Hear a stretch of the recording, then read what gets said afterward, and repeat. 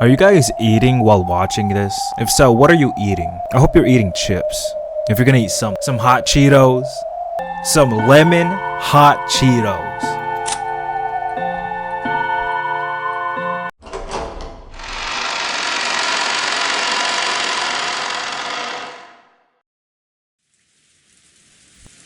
Rosa could be seen in the parlor. By the way, I want to say this really quickly. I'm probably gonna figure it out right now. But the name of this episode is called, chapter, The Fate of Those Who Do Not Fight. Fight for love, as they were fighting last chapter. Maybe we're gonna see Rosa's backstory. Maybe she didn't fight for her love. I don't know. It seemed that the relatives all wanted to be alone now that they had dispersed for a short break. Since everyone had avoided the parlor, the obvious place for people to gather, Rosa was able to have this relaxing and comforting room all to herself. That didn't mean she looked relaxed. Her expression was heavy with gloom and weariness. The cup of black tea that she had brought from the dining hall had gone stone cold.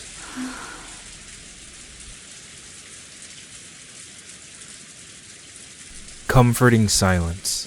Now that no one else was in sight, Rosa's heart finally awoke. She was always treated like a kid in the conferences with her 3 siblings. Well, yeah, they're gonna view her as that. Forever and ever.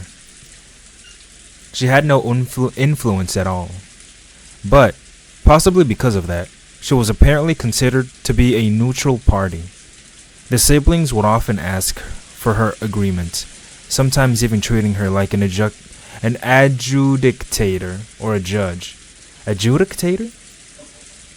それをうまく活かして私の望むように会議を誘導しなくちゃ I have to find almost 100 million yen by March. That's my birthday in March. That was supposed to be my great commitment, a burden I bore to help support his business. 今はもうよくわからない借金を無事に返済できたら彼は連絡をくれるのだろうか冗談じゃない今さら連絡なんかくれてもこっちから願い下げようでもあなたはマリアの父親なのよせめて一度でいいから会ってあげて Yes, this is what I want to know! 愛というのは貫くのも辛いのですね No! 誰 Don't tell me just as we're seeing Rosa open up a little bit about her husband that I'm very curious about what's going on there. Though no one should have been in the parlor, someone suddenly spoke to Rosa and she jumped. Fucking Kanon! Just when had it happened, Kanon could be seen standing there. Even considering that she had been deep in thought, to think that she hadn't noticed him at all.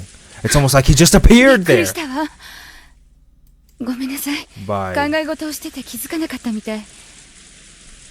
何？いえ、ローザ様を今苦しめているのは愛ゆえにです。 Wow, he's just coming out and saying something like that? I hope she doesn't get...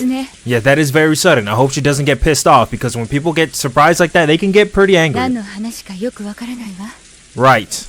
ローザ様はマリア様の父親に Oh, yes! We finally get to hear something. Okay. それを引き受けられました。 Right. The fucking co-signer of a loan, bitch. And he's... クラウス兄さんが話してたのはどうかか何かで聞いてたの？ True. Earlier this day, in this very room, Kraus had seen through to the fact that Rosa was bearing a massive debt because she had become a co-signer on a loan. However, he hadn't said that her partner had been Maria's father. Why? Did Kanon know so much? Because he's magical, bitch. ローザ様はとても聡明な方です。連帯保証人を引き受けることがどういう意味を持つかよく考えもせず引き受けたわけがありません。席こそまだだったけれど、これから結婚する相手でパートナーだと思ってた。私の名前がなければ借りられないお金なら、それに協力するのが未来の妻の役目だと思ったのよ。未来は来ましたか？ No. It's pretty obvious what the answer to that is. No, it hadn't.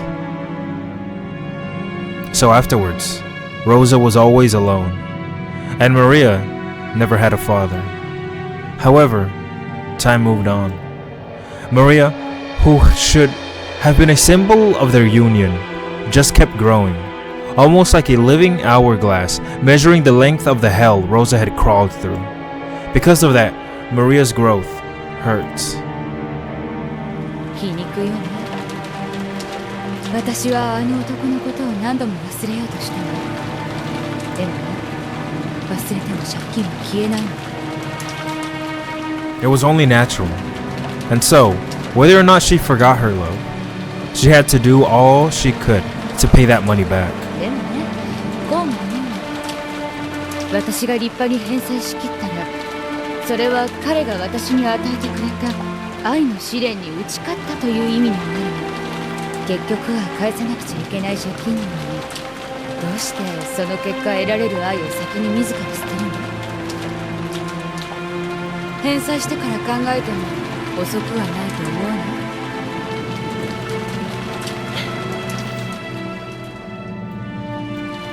の。 It may have been a trick of words that only those who have suffered through love could understand.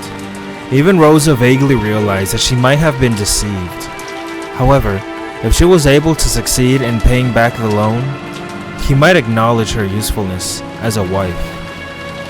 When that happened, she might be able to regain her love. But what if she had already abandoned that love? Then what? This debt, this trial that he had given her, would become completely meaningless. Yes, for her, the debt itself appeared to be a trial of love. In fact, the very fact that she looked at it that way might have been her blindness due to love, as well as proof that she still hadn't cast off her infatuation with the past. Even now, she still suffered, and that suffering would continue, at least until she paid back the massive loan and let a good deal of time pass after that, until she could finally lay her feelings for him to rest. これが桐江様の言う地獄なのか。そうね。何の話かは分かりかねるけど、私の世界が地獄で満たされていることは間違いないわ。それはどうやったら終わらせられるのですか？さあね。それが分かったら誰も恋の病に蝕まれたりはしない。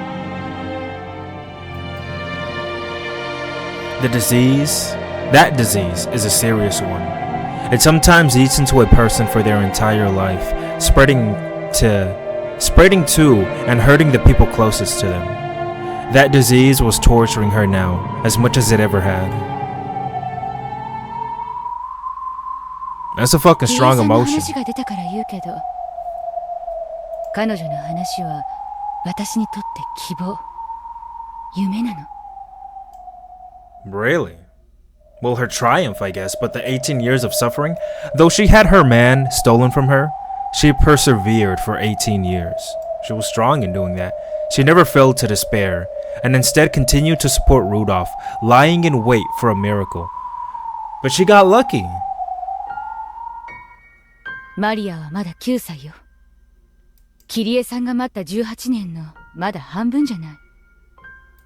それくらいで値を上げてたら彼女に笑われるわ。あと9年で奇跡が起こると思いますか？ I mean, 9 years is a long fucking time.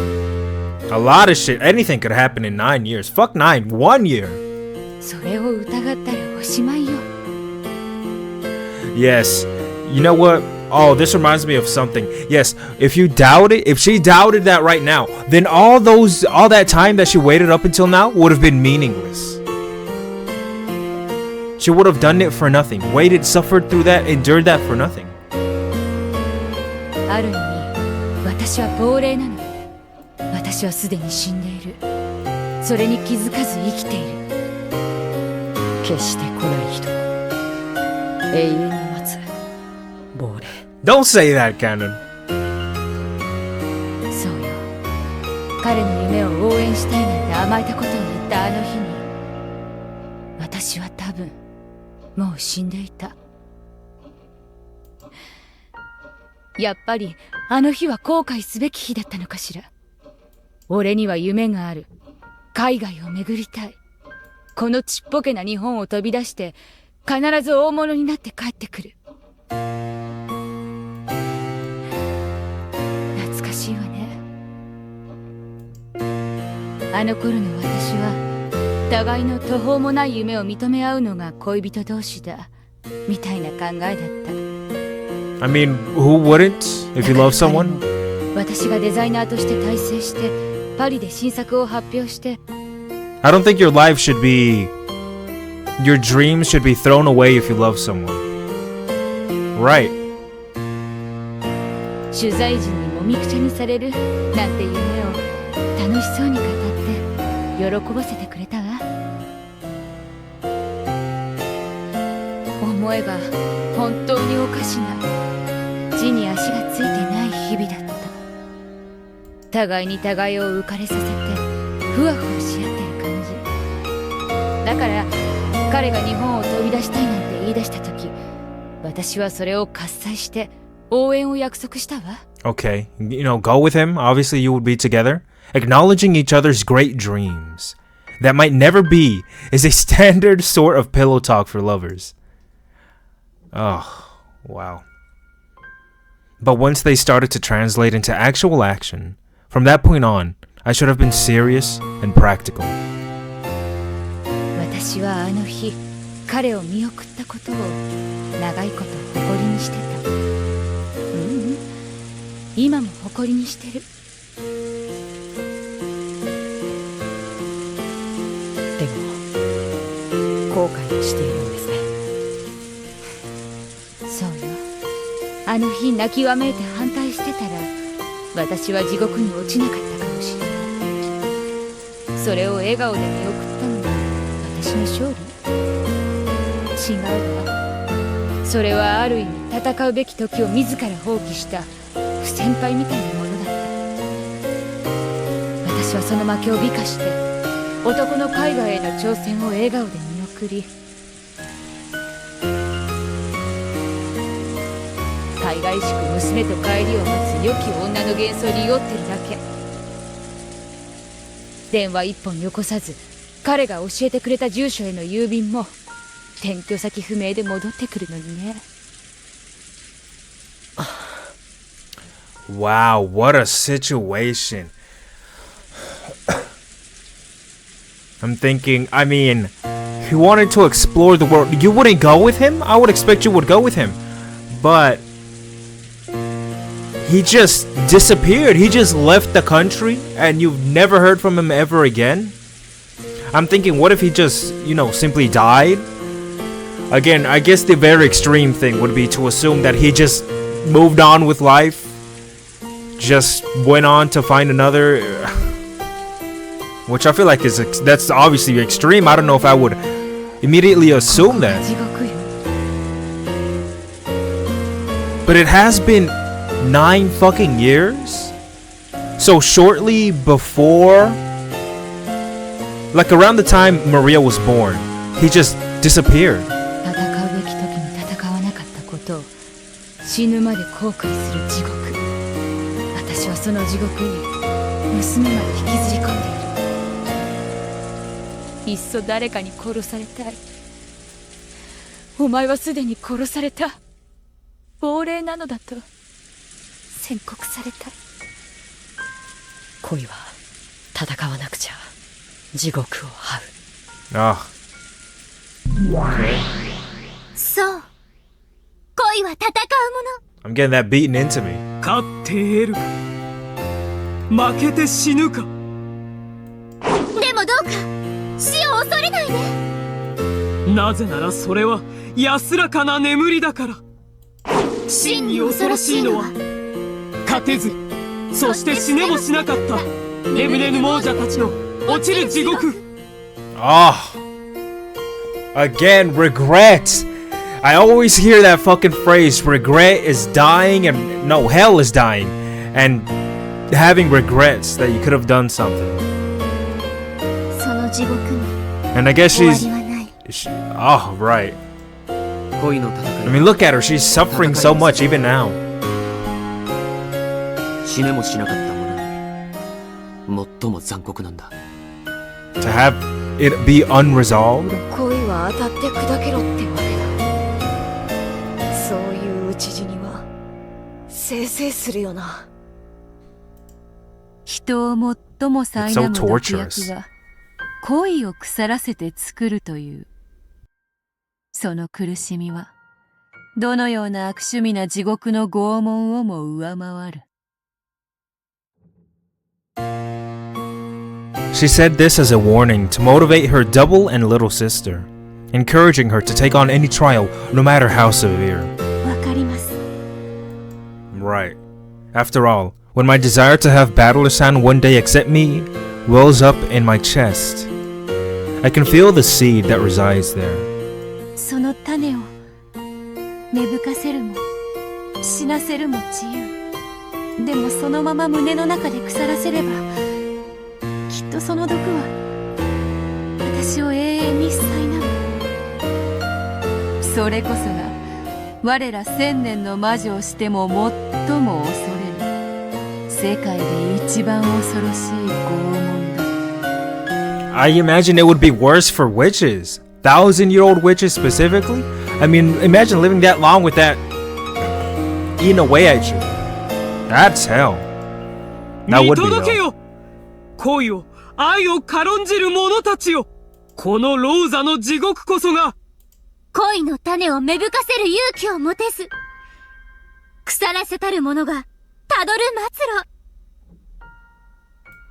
その苦しみは自分の手では終わらせられない。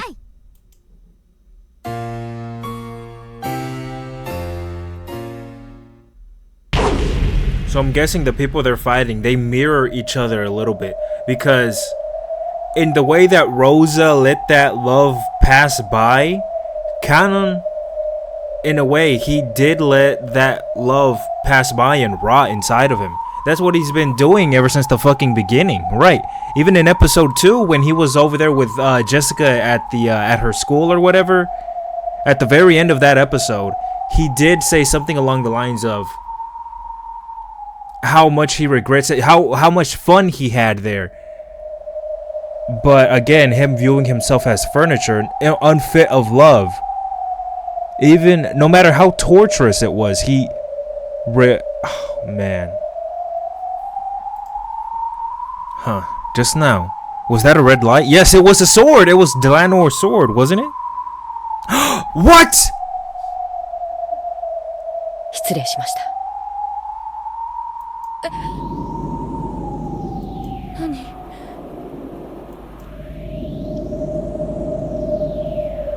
Just now, I thought I saw something strange. I wonder if I'm tired. It's probably just my imagination. It's getting blurred. Did he cut her head off? Rosa picked up her cup of cold tea.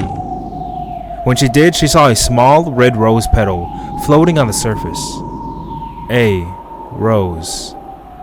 Question mark.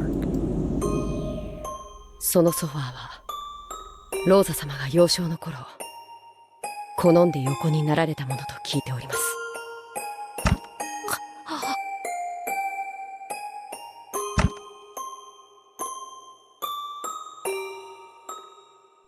It wasn't a rose petal. It was a drop of blood that had fallen from Rosa's eyes. In an instant, Gunnan had beautifully and precisely cut just the single thread of Rosa's life. There was no wound on Rosa's body. There were only the few drops of blood that dripped down from her eyes. Her pain, Her uncertainties and her worries were all gone now. Slowly, she collapsed onto the sofa and lay there. That had been one of her most blissful habits during the most blissful time of her life. おやすみなさいませ。ローザ様。あなたの地獄は今。Ganon took a blanket out of a cupboard, and gently covered Rosa with it. It would have looked to anyone, just as though Rosa was sleeping peacefully. Those demons had not exaggerated when speaking of love as a battle and a trial. In fact, although cruel, this could even be said to be an honest reflection of reality, in the sense that it made no attempt to hide the fact that to lose in love is to die.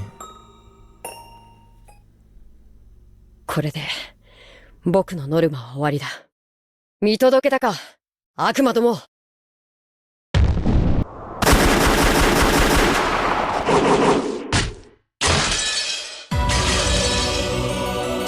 しまった。よくもママを殺したな。No, I fucking knew they weren't gonna leave it at that.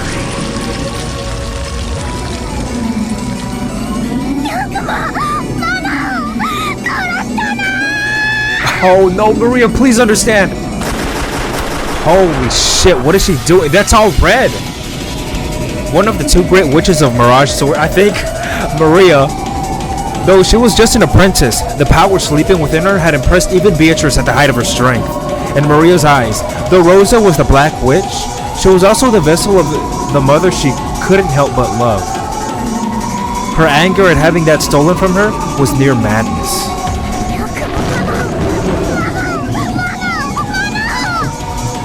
She still loves her a lot. That's what she always says. Ooh, I haven't forgotten. Holy shit, what is she summoning? Maria's attack was too emotional. Because of this, she didn't notice that Ganon had already disappeared in the span of a few short moments. And she released her barrage and what had become empty space. In the meantime, Ganon jumped from wall to wall, around to Maria's back.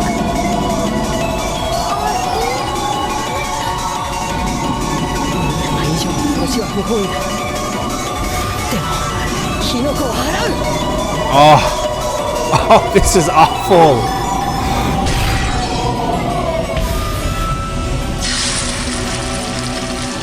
Sakutaro! No. He's here too?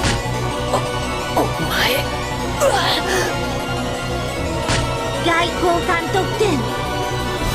僕とマリアを照準することを許さない。I don't want to see this. No! How? Having them fucking hurt each other? The red trailing sword that extended from Ganon's hand dissipated in an instant. He managed to make it reappear, but when he tried to use it on Maria and Sakutaro again, it vanished once more. Because of Sakutaro's power, he was unable to make either of them the target of his attacks. Wow, bitch.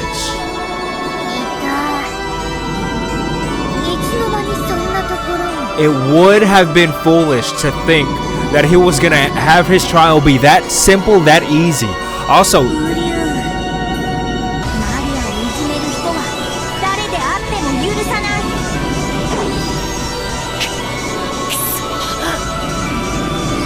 Maria finally noticed where Ganon was, and she slowly turned around.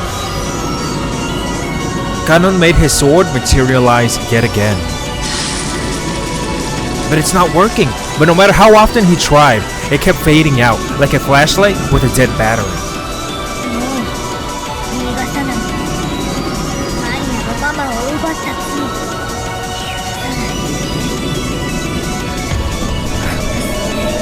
Oh gosh, look at her face.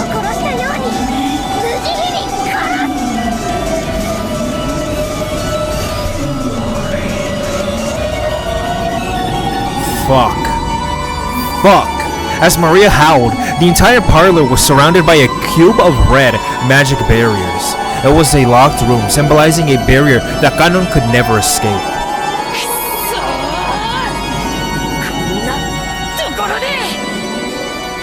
Ganon cursed his bad luck. Even though he had fulfilled his goal in the demon's trial, if he was killed here, he'd be dragged off of the game board. Really, he would lose? ほどほどにね。ほどほど。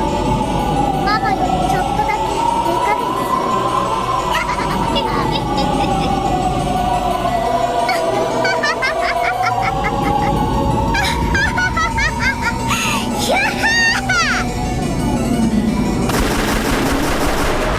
Holy fuck, that barrage.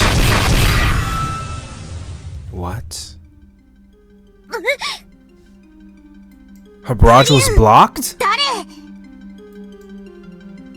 失礼します、マリア様。Shannon! Wait, but you have your own. I wouldn't expect her to. ゼパル様、フルフル様との契約により、お命頂戴いたします。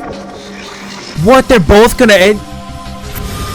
Both okay, they're both gonna complete their contracts here at once. シャノン、邪魔をするな！無駄だよ、シャノン。マリアは誰にも照準できない。 Oh god, I don't want to see this at all, man. This is gonna be painful. I love all of them. 照準など大それたことはいたしません。ただ私は身を守るだけです。 A cylindrical red magical barrier surrounded Shannon as she stood in the center of the parlor. Its brightness and thickness grew, and its radius quickly expanded, filling up the room. It wasn't targeting Maria. Shannon was wielding this power to protect herself, so Sakutaro's power didn't make it disappear.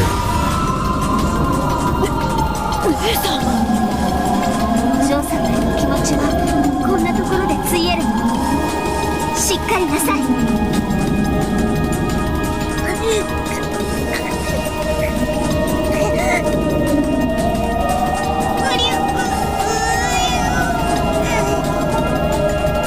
By now, the shield with Shannon at the center had covered up the entire room. Its power crushed Maria and Sakutaro into the corner of the room. Okay, so they're at the wall. Ironically, it was the locked room barrier Maria had set up to prevent Ganon from escaping that they were pressed against, and the two together had them completely trapped.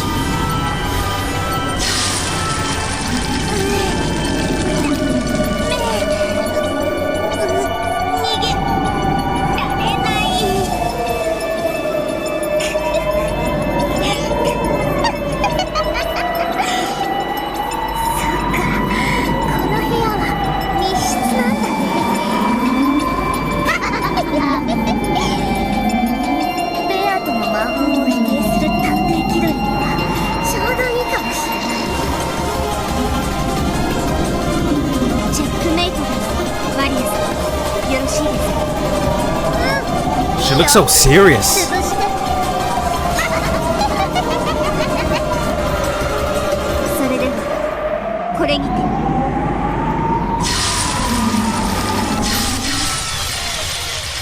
There's no way. The entire room was filled with the red light of the shield, and the output and pressure were raised to their limits. Then, crushed between the shield and their own locked room barrier, Maria and Sakutaro lost their forms, scattered into a spray of gold, and disappeared. That was actually kind of easy.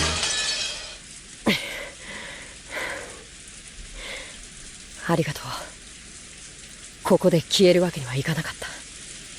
こんなとこで負けてたら諦めがつかないもの。そうさ。こんなとこで負けてたら諦められない。ゼパル様、フルフル様、私たちも共に試練を終えました。これでよろしいですか？いやー、本当にお見事だね。二人とも文句なしだったよ。では最後はベアトリーチェの番かしら。 I feel like Kaden could have done more. おや？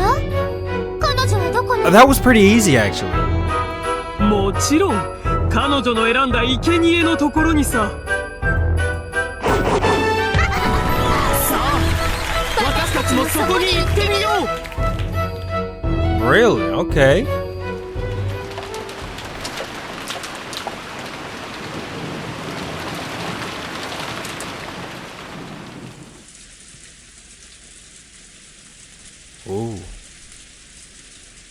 Natsuki could be seen in her room. Kraus had instructed her to retire for the night, but she couldn't afford to lie around sleeping on an important day like this. I love Natsuki so fucking much. However, she was aware that she was the type to get excited easily, and that this sometimes held her husband back. So, though she didn't like it one bit, there was no way around it. It was probably close to the time for the break to end and the family conference to begin once again in the dining hall. Her husband would have to protect the Ushiromiya family honor from his greedy siblings all by himself. If she grew emotional by his side, she would just tie him down. Though she knew that quietly waiting here was the best way she could support him, that didn't make the waiting any easier. Natsuki opened a drawer and took out a small box she kept her treasures in. This was her secret box. I remember it. It had a mirror and I think a magical barrier thing. Inside was everything from valuable items to mere odd and ends. However, they were all precious, memorable treasures in Natsuki's eyes. She pulled a small pouch out of the box. She emptied its contents onto her palm. It was a kind of charm that her birth family had given her when she had married. It was a spirit mirror to ward off evil. Her face was reflected in the mirror. She wasn't as young as she once was. Recently, she had begun to see a bit of her parents and grandparents in her own face. So when she stared at her reflection in the mirror like this, she felt as though her soul had returned to the side of her parents and the family she had been born into. Damn it. お父様、お母様、夏日が不勉強なばかり、夫の支えになれます。 Of course, her face in the mirror did not answer. However, Natsuki continued. 夫を愛しているからこそ、私はここで待っています。しかし、愛は寄り添うものと私は思ってしまいます。ここでこうしているのが一番の協力になると理屈では分かっているのに、そんな自分に惨めさを感じてしまうのです。辛いですね。愛ゆえに待つの。 A tear plopped onto the mirror. Old, dear memories of her life at her parents' house rose up inside her. Now was the time for her to follow her parents' example. When her father came home late, her mother would always sit up straight, waiting for him, prepared for him to arrive at any moment. She would always wait for him, kneeling in the entrance hall. And no matter how late he came home, she would always wake up all her children and line them up to greet him. Wow, really? At the time, I only thought of her as being exceptionally strict.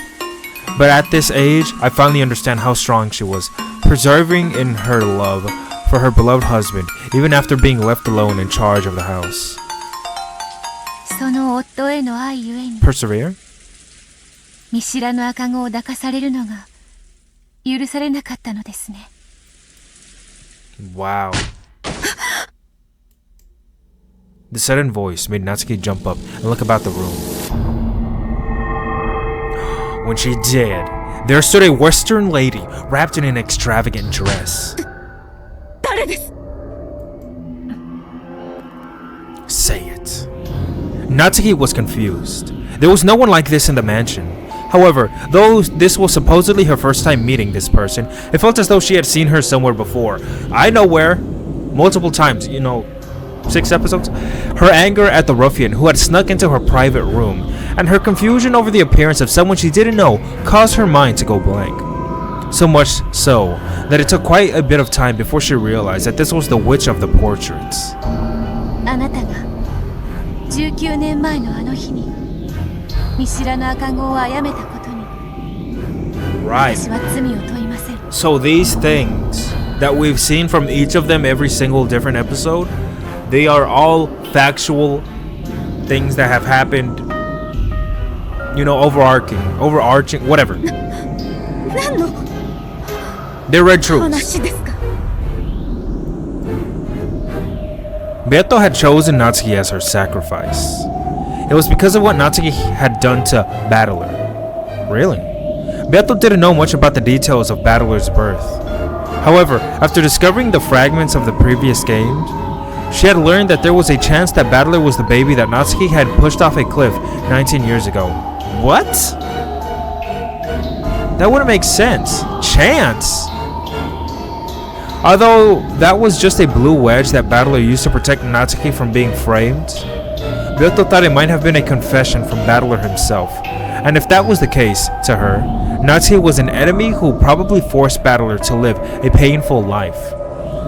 Okay. 夫への愛ゆえに夫の血を引かぬ赤子を殺した罪を私は愛ゆえに問いません。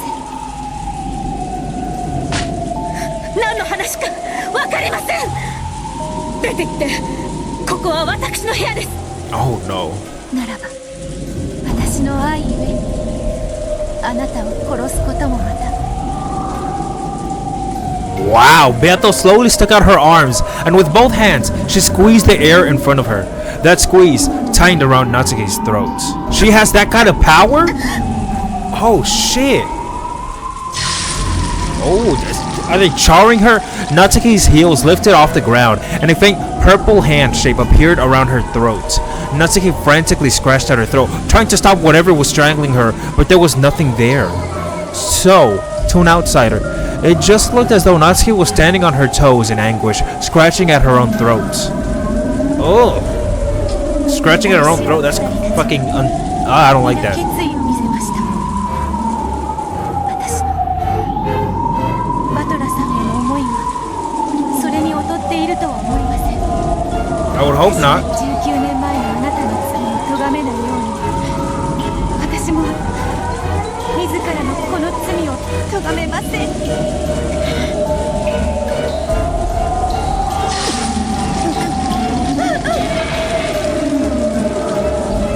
As Natsuki twisted in agony, something she had been grasping fell from her grip. It rolled over to Beato, who dropped her gaze to see what it was. It was Natsuki's spirit mirror! When Beato peered into it, there was a loud crack like a burst of electricity. Fuck! That sound released Natsuki from the invisible hands and made Beato topple backwards like a doll. Yes, there must be some adversity. You must face something. It would be pretty cheap if they just, you know, killed them and nothing else happened. There was no resistance, I mean. Coughing, Natsuki tried to comprehend what was going on around her. Beato, whose head was still reeling and foggy, as though she had hit it against something hard, slowly attempted to get to her feet. Her eyes were bewildered, as though even she didn't really understand what had happened. これは何なんですか。これは意外だ。雲の巣を触っても平気だったそなたが霊境はダメだというのか。 Ah, we're back to this. 私にも何が何だか分かりません。一体何が。 She had thought that only Beato the Elder possessed non-human weak points, such as getting burned by spiderwebs and wards and having her power sealed by spirit mirrors. However, for some reason, this spirit mirror alone could apparently affect her as well. Even she couldn't understand what about the spirit mirror could have such an overpowering effect on her.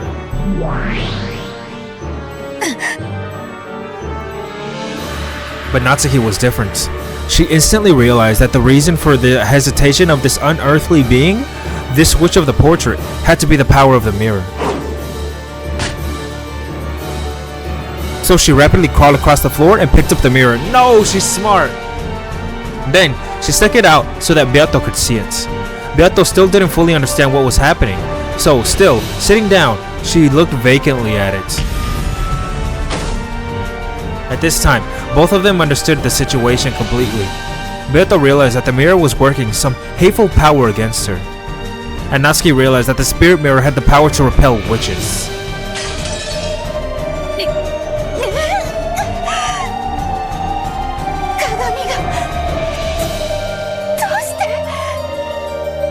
Fight me, それはお前が横島な魔女だからです。例年新たとなるこの霊境は邪悪な存在の全てを退けるのです。 Is she disappearing? With the spirit mirror still held out, Natsuki cautiously closed the gap between them. She was cautious, as to prevent the witch from suddenly lashing out and stealing the mirror, but she steadily moved forward to corner this evil. あなたが何者なのか私には分かりません。分かるのはあなたは私を殺そうとしたこと、そしてこの霊境にひるむ邪悪な存在であるということです。退きなさい、邪悪め。 Wow! Beato didn't understand what was happening herself. She didn't know why she had to fear the spirit mirror. However, when she tried to look at the bright light lit off by the spirit mirror, it pierced her eyes. She understood that she had to be afraid, even if she didn't understand why. By now, Beato realized that this spirit mirror was both terrifying and harmful. As it came closer to her, she felt an increasingly strong burning sensation over her whole body, as though someone was approaching her with a hot iron. She couldn't even open her eyes because of the mirror's bright, painful glint. Watch out, girl! I can't believe I'm cheering for her a little bit. I wonder where her character goes. 元の世界に退散なさい、横島なる者よ。この後ろ宮夏、邪悪に対して一歩たりともひるみはしません。 I believe that she has a strong will. It's no use. Why? Why is this musty mirror so? Yes, why is it fucking with me? If I lose here, I'll be the only one to fail this trial. Maybe the other Beato's gonna help her, just like George-san and Shannon-san and Jessica-san and Kanon-san. I want Battler to see value in me and treasure me.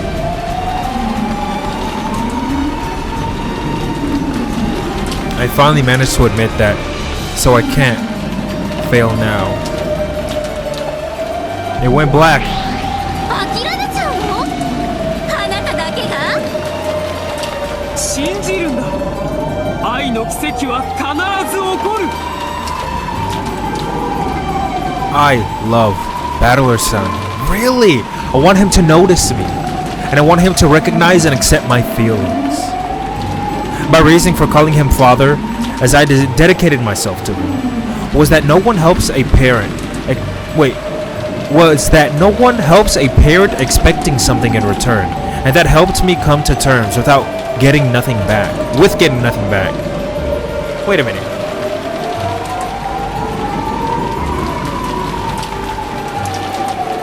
It was a deception to fool myself with. I love Battler-san, dude! And I want him to recognize that she loves him. I admit it. I won't hide from it any longer. I was born to love, but damn, and to have him love me back. Oh, he has color now.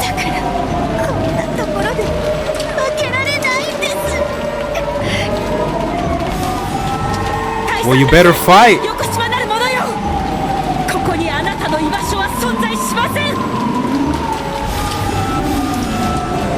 Oh, fuck. She keeps flashing that fucking mirror. Could the other Beatrice? She's the only one that could help her out, right? Her determination had come too late.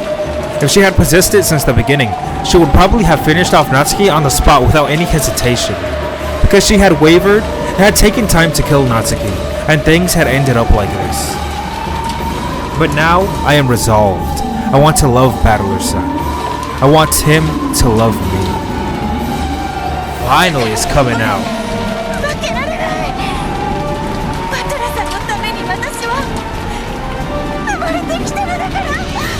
Wow, man, I'm fucking loving this. そう、それが。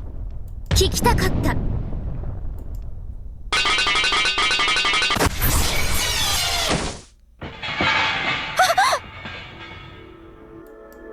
Following a sound like a beetle banging off the walls in the room, the spirit mirror was knocked out of Natsuki's outstretched hand. It fell onto the floor, and the stake flying around the room pierced through it with a crash.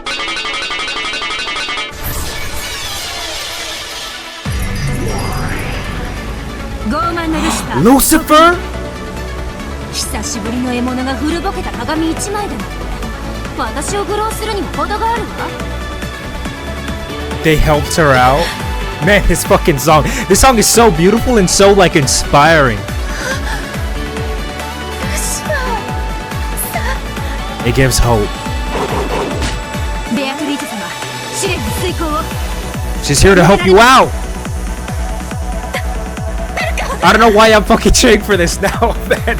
It's my girl Natsuki. I love her so much, and she's gonna die.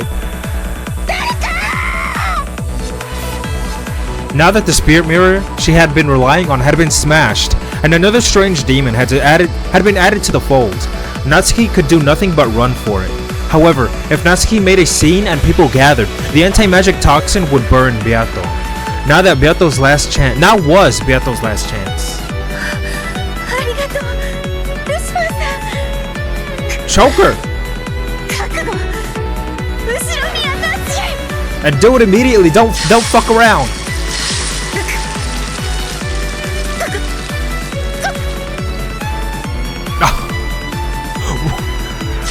Okay, whatever. It has to be done. She's just a piece. She's just a piece. We can do without her for now, I guess. Once again, Beato choked the empty air. This time, she wouldn't let her escape. She had to end Natsuki's pain right away for her sake, if nothing else. But her strength wasn't enough. While scratching at her throat, Natsuki fought to escape the room. Her hand shaking, stretched out to the lock on the door. A locked room is one of the definitions that makes a witch. Even unlocking the door would strengthen the anti-magic toxin a little. Since Beato was at her limit, even within the locked room, if Natsuki undid that lock, Beato's power would weaken immediately, and Natsuki would surely escape into the hallway. Their strengths were matched. However, Natsuki began to surpass Beato slightly. What? The power of the living to live is fundamentally stronger than the power of magic. Of course, Beato was mustering all her might. However, Natsuki was just slightly stronger. Slightly. Lucifer. Yada. Battler. Joey!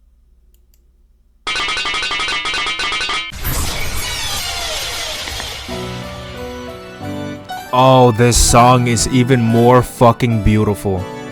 It has This song reminds me of like something you would hear at the end of a journey. A tough journey. It sounds like the conclusion. Lucifer transformed into a stake, and, like the time she had smashed Natsuki's spirit mirror, flew violently around the room. Then, she struck Natsuki's forehead. Natsuki crumpled slowly. Wait, what the fuck did I press? I pressed some shit. Hold on. I think I skipped something. Natsuki crumpled slowly. When Beato saw this, she also fell to her knees, breathing hard. これってありなの？ベアトリーチェは自分の力だけで試練を成し遂げていないわ。そうだね、フルフル。確かに試練は誰の助けも借りずに成し遂げなくてはならない。Huh, okay, I was gonna say, doesn't that contradict what Shannon and Gunnan just did? But Gunnan did kill Rosa, and then Shannon was, her target was Maria, so never mind. でもね、ひょっとしたらそれには例外があるんじゃないかしら。愛する二人は互いで一人だもの。これは手助けじゃない。Wow, really? You're gonna say that because he helped? They're in love? They are one. たかだか第一の番からハラハラさせるな、お前は。申し訳ございません。追いつけを守らなくて。追いつけ？その部屋でおとなしくしていなくて。Beato hung her head apologetically. When he saw this, Battler scratched his head uncomfortably. Oh god, he turned into a tsundere, isn't he? 申し訳なかった。言葉を選ばなかった。 What? He's apologizing. お父様、 Oh god, really? バトラさんは何も悪いことはありません。 There it is. Battler did nothing wrong. いいぜ。好きに呼べばいい。 Battler had always looked at the new Beatrice sternly. However, that was gone from his expression now. 確かに。かつてのお前は俺をバトラと呼びつけで呼んでいた。俺は最初、お前にそれと同じ呼び方を求めて押し付けていたかもしれない。しかし、そんなのに意味はないんだ。お前はベアトだが、お前はお前だ。好きに呼べばいい。 Wow. バトラさん、 Could that be him also letting go of the original Beatrice in a way? そうだな。その呼び方がいいな。さすがにお父様は俺の趣味じゃねえぜ。Aw, look at her. Until this point, she had hesitated just to say Battler's name at all. Even if she had known that Battler wanted her to say his name without honorifics, that would have been beyond her right now. And even if she had been able to call him that, doing so could have hurt Battler even more.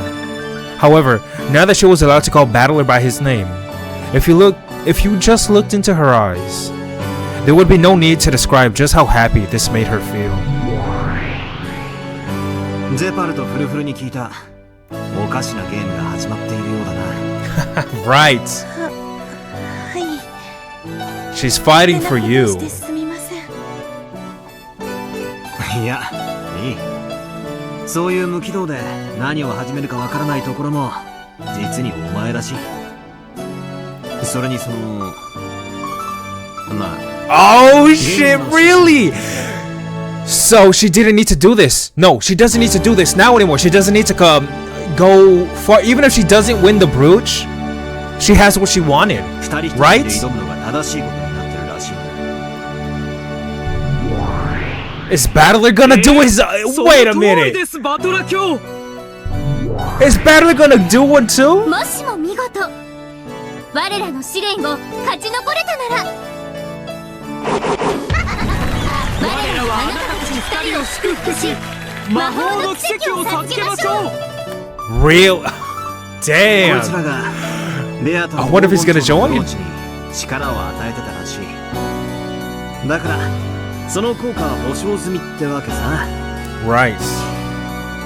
俺とお前の腐れ縁もたまにはこういう遊びがあってもいいだろうぜ。バトラさん、 Wow. Wow, wow, 聞いた wow. かいフルフル。バトラ卿も試練に参加するようだ。 He is? Okay, but who is he gonna kill? 驚くには値しないだってこれは最初から分かっていたことだものようこそ我らの試練でバトラ卿ではあなたは誰を生贄に？俺の仕事はすでに終わってる。確認するといい。 What? かしこまりました、バトラ卿。さあフルフル、確認してこよう。 He already killed someone? Okay. そうしましょうでもゼパルこれで愛し合う6人はみんな試練を成し遂げてしまったわ And only 2 of them can get the 次はどうす gift. ればいいかしら6人の覚悟は本物だ。さらに次の試練で試すとしよう。 Alright. We'll see them later. The 2 noisy demons disappeared. It seemed that they had left to go check on the sacrifice Battler had killed. But it also seemed that they had done so in order not to bother Battler and Beato, who could finally look at each other in the eye and talk. Yes, this proves that this Beatrice has free will. ここまでの物語はいかがですか It's interesting. When suddenly asked this question, Angie immediately came to her senses.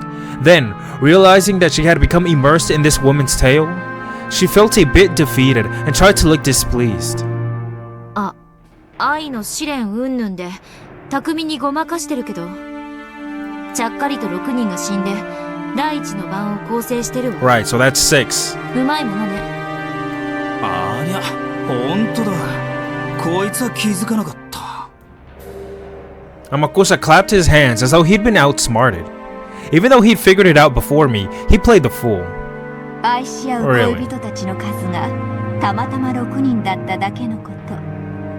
それが第一の番とうまく合致したのは偶然半分、様式美半分。6 is my favorite number. その方が運命的で面白い。人間は無意味な2つの事象を無理やり関連づけようとする悪癖がある。That's pattern recognition. We're just built to do shit like that. それを運命的と読み解かせるのが読み物の騙しでしょ。お嬢はディスティニーとかミラクルとかそういうのに冷たいタイプらしいですな。 UFO と同じよ。誰もが知ってるけど誰も見たことないものだわ。 Oh, UFOs. そいつはクールな例えだ。といつもの私なら愛だの幻想だのはミステリーには不要な無駄なシーンねとばっさり行きたいところだけど、それはおこのぎさんに否定されたわ。そういう愛のない見方だけでは真実に迫れないってね。ああ、おこのぎの旦那の殺し文句ですかい。愛がなければ見えない。 Really? So that comes from him. それそれ。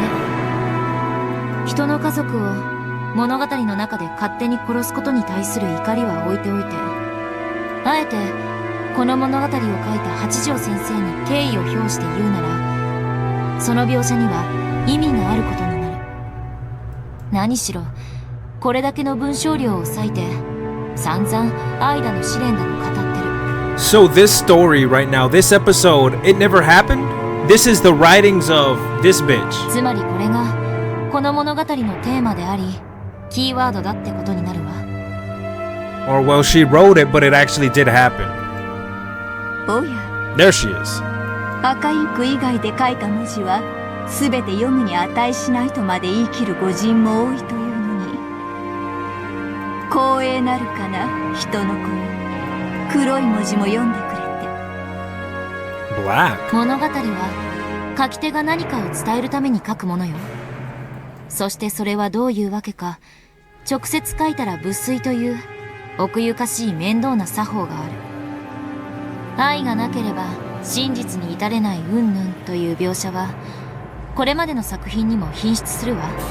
Right. それがこの新作ではさらに顕著。書き手が一番伝えたくて考えてほしいのはそれってことになるわ。 Right, they're being very fucking meta with me. The fuckers who wrote this anyways. They're not talking to each other. They're talking to me right now. All this about, yeah.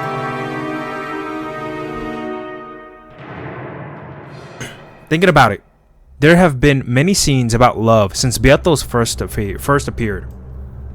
Yes, and did I not bring that shit up? Episode 2. I remember her. Was it episode 2? No, episode 2 or 3. She screamed. She had a whole tantrum about how love is ugly and nasty and something about that. She obviously seemed very, what's the word, jealous. Even when she first appeared before Shannon, she spoke clearly about how love was the single element of the world. And the gold butterfly brooch she gave her was also an item of love, for love. She said that she enjoyed sowing seeds of love and watching complications arise. Right, because this is what happened to her. She likes to see others tortured. And when Shannon stopped borrowing her power, the reason for her argument was also love. After Beato's interactions with Battler started up in full, scenes about love were toned down for a while. But the without love it cannot be seen definition of magic was mentioned repeatedly. Then, in the tale right before this one, where Beato had become like a doll, the scenes shown made it seem almost as though Battler and Beato accepted each other as adversaries, or possibly something more. They are teasing me so fucking bad. In the end, Battler regained some kind of memory, and his impression of Beato underwent a complete change. Yes, it went a 180. And then there's this game. From the beginning and throughout, the word love had been repeated over and over again. あなたが書いた物語は愛が何度も繰り返される。でもそれはマリアお姉ちゃんの主張でもベアトリーチェの主張でもない。八条東也の主張だわ。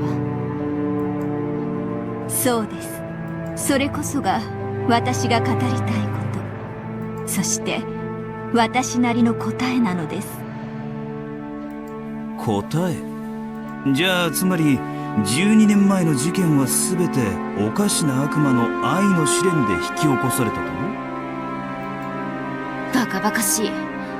私はあんたの恋愛小説を読みにここまで来たんじゃないわ。私が知りたいのはあんたが至ったと自称する真実よ。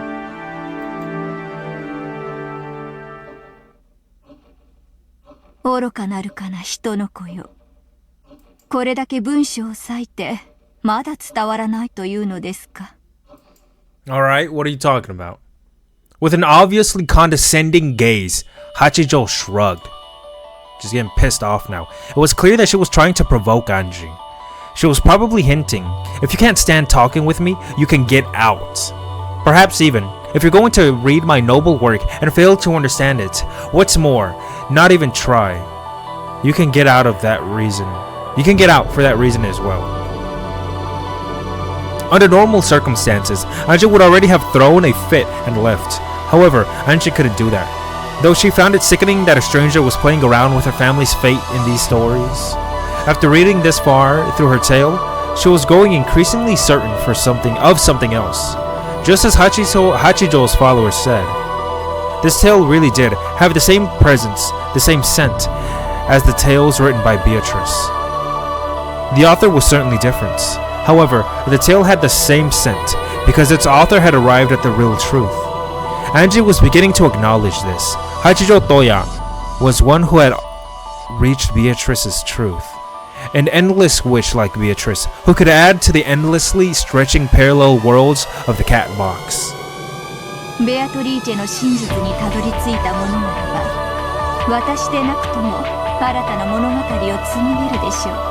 今回の原稿をもってきっと私以外にも真実に至るものが必ず現れる。そのものもまた新たな物語を紡ぐ資格を得るのです。どんどん無限の魔女が増えていく。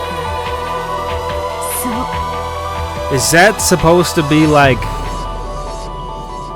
そして何人もの無限の魔女たちがベアトリーチェの猫箱の物語を増やしていく。Are they inviting us to create our own story here in Rokkenjima? 増えれば増えるほどまた新たに真実に至るものが現れる。 Because on Twitter I've actually seen that before. A lot of people create their own stories here in そうすることで一番最初の無限の魔女ベアトリーチェがあれだけの枚数の手紙に物語を記してボトルに詰めて海に投じた労力が初めて報われるのです。 Like using the same sprites and everything. あなたは私に怒りの言葉をぶつけ席を立つこともできた。しかしそれをしませんでした。なぜ？悔しいけれどあんたの物語の中に何かの真相もしくはヒントがあることを。 I already had my own ideas. However, that's no more than looking with a single eye. Unless I accept a different viewpoint from my own and look at things from more than one angle, I'll never be able to see the truth in 3 dimensions. They've mentioned this before, so I guess they really want me to do this. That's my interpretation of without love, it cannot be seen. それでよい、人の子よ。後ろ宮家の最後の生き残りであるあなたが真実に至り、無限の魔女になることを運命も待ち望んでいるでしょう。私という存在などあなたという真の継承者を覚醒させるためのただの道しるべに過ぎないのだから。エンジェル・ベアトリーチェ。 Sometimes I have no idea what she's saying, but I'm positive she knows something. And maybe she actually has reached the truth as she claims. To summarize, I couldn't understand the truth from just the 2 message bottles Beatrice left behind. And since then, I've been reading tale after tale of hints. これは Right. ヒントという名の挑戦であり、挑発なわけだわ。いかにも。上等じゃない。あんたがたどり着いたという真実を、私も掴み取ってやるわ。やはり私は、ここに訪れるべきだったんだわ。その通り。未だ至れぬから、私が招いたのです。人の子よ。Let the truth I see and the truth you see overlap. Just as you see things with a single eye, so do I. And now that I found you for the first time, I too will be able to see the truth with both eyes.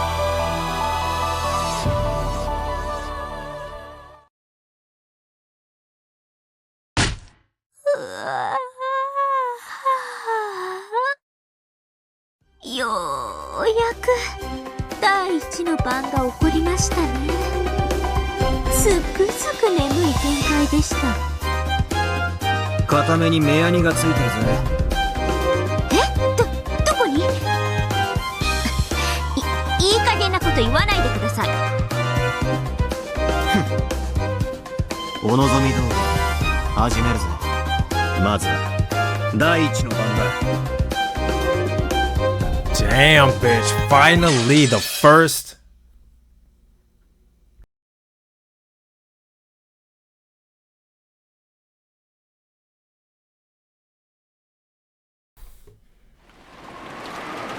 Erica was dozing off on the bed, so when a knock sounded on the door, it took some time before she noticed. She looked at the clock and saw that not much time had passed since she laid down. はい、どちら様ですか？ Who could it be? こんな時間に探偵の部屋をノックするからには相応の理由はあるんですよね。 Yes, we have a very, very good reason, bitch. There's only one reason, actually. 今回のゲームを始める前に一つ Okay. 宣言があります。ああ、例の探偵宣言とやらか。好きにするがいいぜ。いえ、その逆です。勝負のレートを上げようということです。 What? 勝負のレートとは？何面白そうなこと言い出すじゃない。どういうことよ。簡単な話よ。前回のゲームはバトルが1本取ったわ。だから今回エリカが1本を取ってもイーブンにしかならない。 What? 前回のゲームは引き分けだったのでは？勝って当たり前のゲームを落としたのよ。あんなの負けでなくてなんだというのよ。ねえ、エリカ。はい、我が主。 Oh, she's washing her. You better watch her mouth, bitch. She's gonna get pissed at you. 勝てて当然のゲームでした。ははー、なるほど。Failed. つまり今回 Yes, with the golden truth. It cut your shit down. わざと不利に戦い、それでも勝ってみせちゃって。前回の負けを帳消しどころか大逆転にしようって魂胆ね。 Wow, okay. バトラさんの渾身のゲームにそんなおかしなハンデをつけて戦うなんて。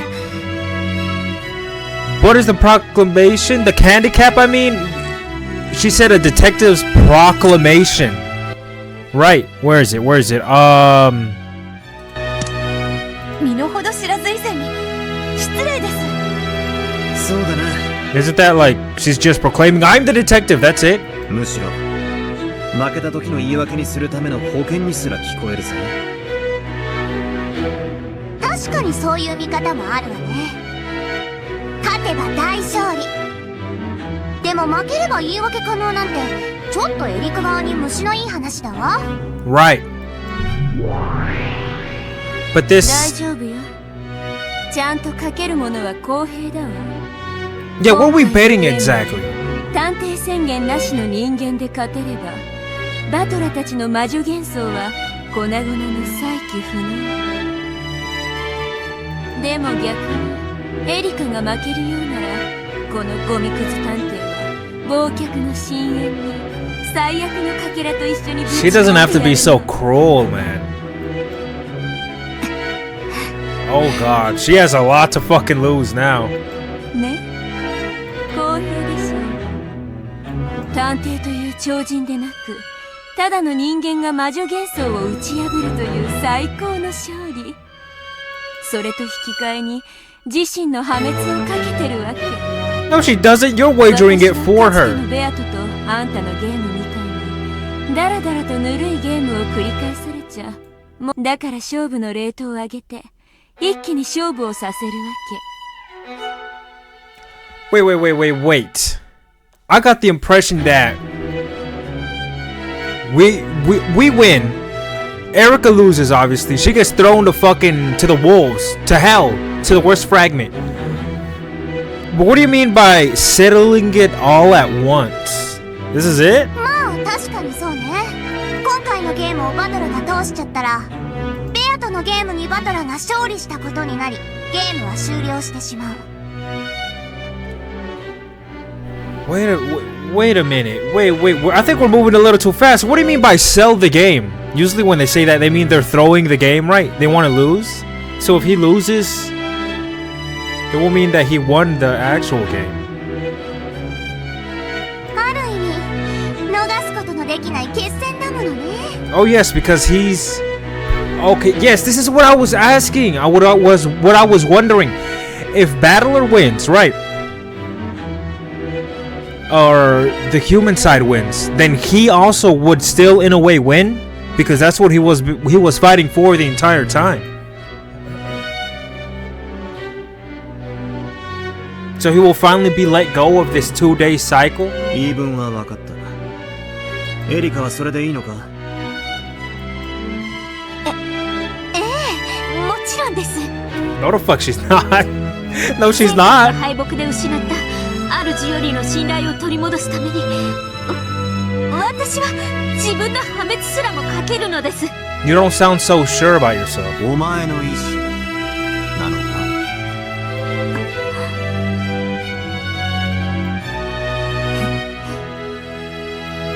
どうしたのエリカ、答えてあげなさい。 Oh man. 当然です。私の意志です。私は絶対に負けません。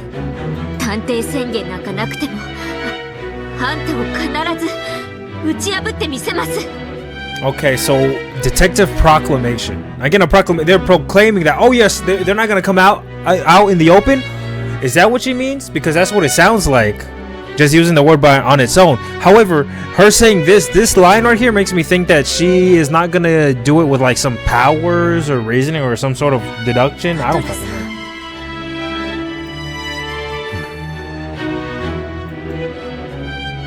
She's gonna have no help from Burn or anyone else. She's not gonna visit like this space right here, this room, to gather her thoughts. お前がそうしたいというなら、その勝負を受けてやる。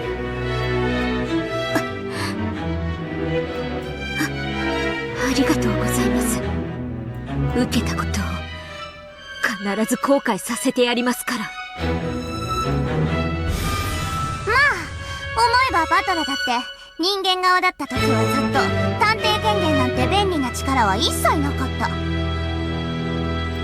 許されてたのは青き真実と復讐要求だけ。 And not even that at times. そういう And not even blue until the very fucking end or the middle of the games. ある意味前回のゲームの方がアンフェアだったわけだわ。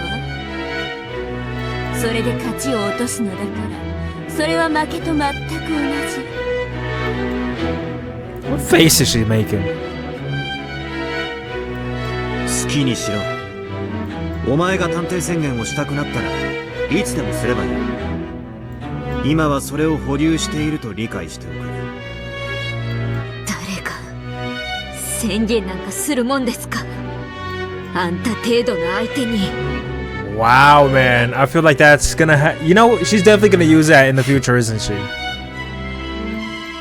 I mean, if it's an option. では始めなさい、二人とも。私の退屈はもう始まっているわ。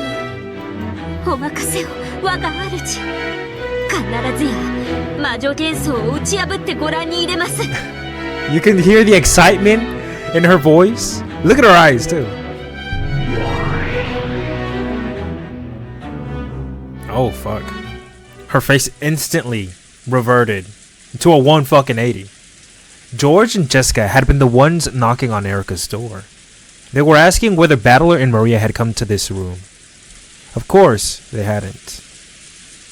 ずいぶん前に Alright. 下に飲み物を取りに行くと言って降りたきり戻らないんだ。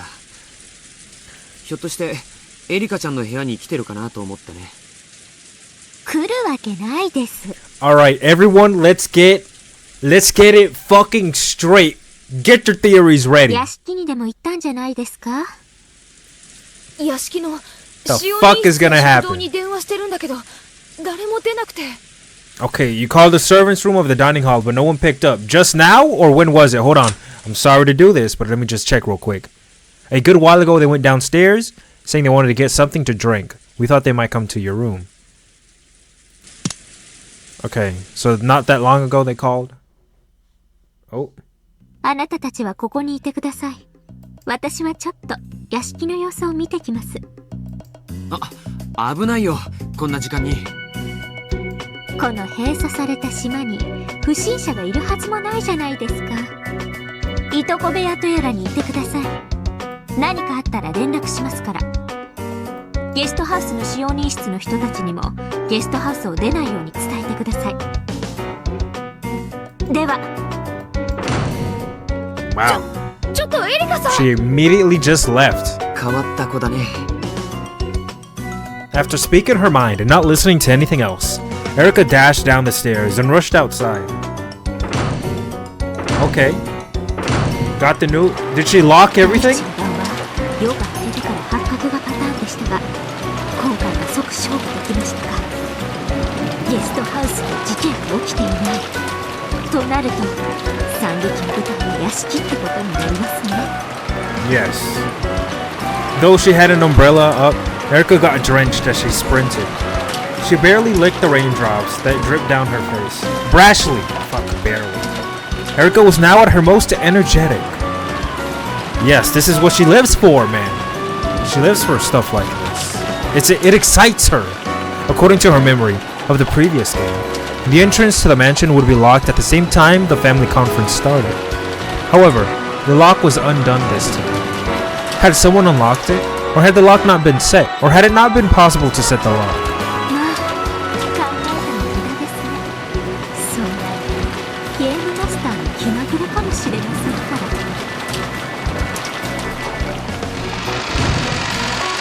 ら。As soon as she entered the entrance hall, the door to the parlor opened violently. Out of it flew Golda's large body. おや、こんばんは、ゴーダさん。何かございましたか？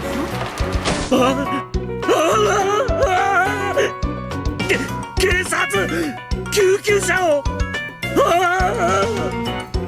Uh-oh. That expression really is wonderfully pathetic. Just waiting for the first one to discover the crime. どうか落ち着いてください。台風の孤島でどうやって警察と救急車が来てくれるって言うんです？どうせ電話は普通にされてるんですから落ち着いてください。 She's thinking very rationally. Kraus and Rudolph's yells could be heard from the parlor. Their shaken appearance perfectly signified the arrival of the first twilights. Oh boy. それでは死者と現場状況の再構築をお願いします。小休止に出た人間が戻らないので大人たちが客間へ行ったとこ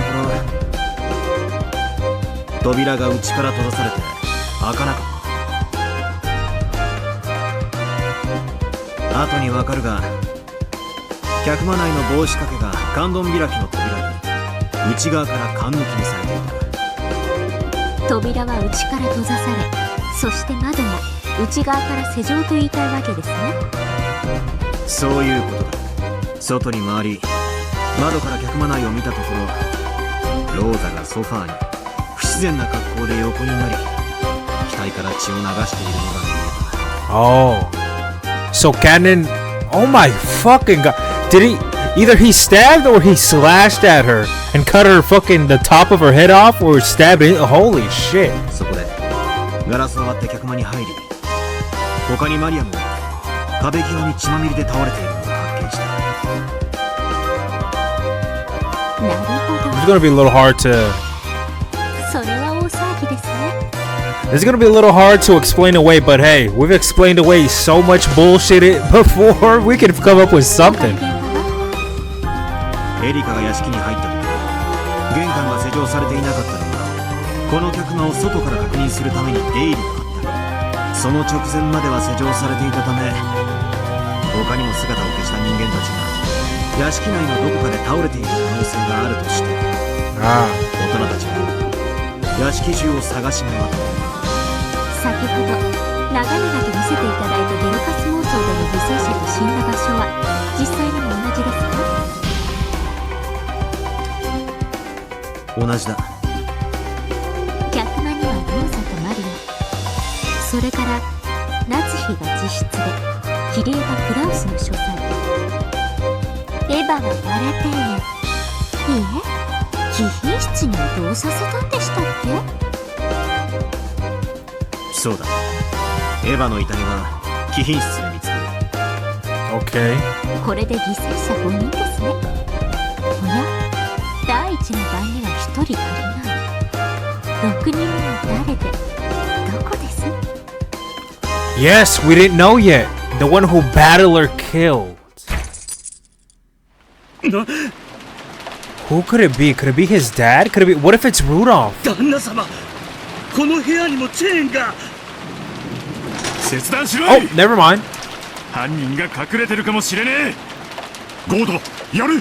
Damn, bitch, they whipping the fuck up, bitch. Shit, I love it, man. I love them, man. I love them. Rudolph and Kraus had brought rifles from Ginzo's prize collection. It's just so exciting. They yelled at Golda, who was carrying the bolt cutter, to cut the chain. Cut that motherfucker! Victims had been found one after another at several occasions inside the mansion, bitch. Our place of residence. The men who had lost their wives searched through the mansion in a rage, looking for. Oh shit, yeah. I didn't even think about it. Them motherfuckers will be pissed as shit, bitch. This was a guest room. It had previously been a room where the relatives would stay, but it hadn't been used much since the construction of the guest house. This forgotten room was locked from the inside by the chain. How could anyone lock it and then leave? Oh, what the hell was that? As soon as the chain was cut, Rudolph pushed Golda aside and flew into the room. 誰が嫌がる。出てきやがれ。ベッドに誰かいるぞ。兄貴、明かりを。 Alright, turn the light on. What's going on? Kraus pushed the switch on the wall. The guest room lit up. And the figure lying on the bed came into view. Who the fuck could it be? Let me try to imagine who it could be. We haven't seen Nanjo yet. We haven't seen Kumasawa. We haven't seen it's obviously not Jessica and all them. We haven't seen, who the fuck else haven't we seen? Hideyoshi? I mean, he's not here with him. Battler? Oh fuck!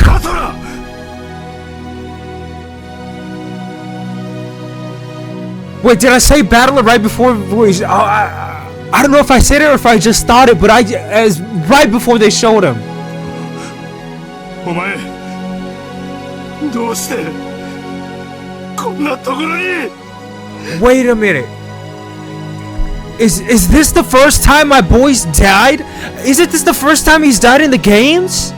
And funnily enough, it's the game he controls, the game he dies. Maybe, could it be that you could suspect him to be the culprit throughout every other game? Because he's always been the one to live. Man, this song is so sad. Dude, what is Rudolph gonna say? Rudolph crumpled to his knees and fell onto Battler's body. No words could console him as he cried with a mad sorrow. In a single night, he had lost both his wife and his son. During this time, Kraus checked the window locks and the bathroom and searched the closet to find if anyone was hiding there, but he found no one. Battler! Battler!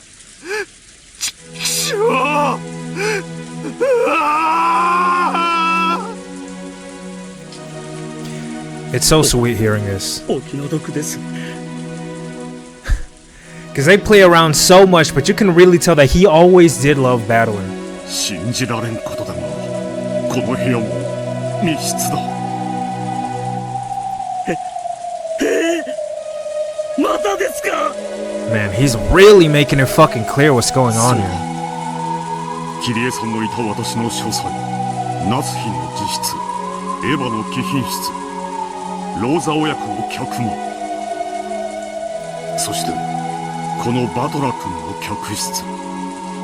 Man, oh fuck, even though he is a piece, I still don't like seeing my boy like this. すべてが密室ということではないか。わけがわからん。まさか自殺だとでも言うのか。そんなことあるもんか。これがどう自殺だってんだ。ああ、バトラー。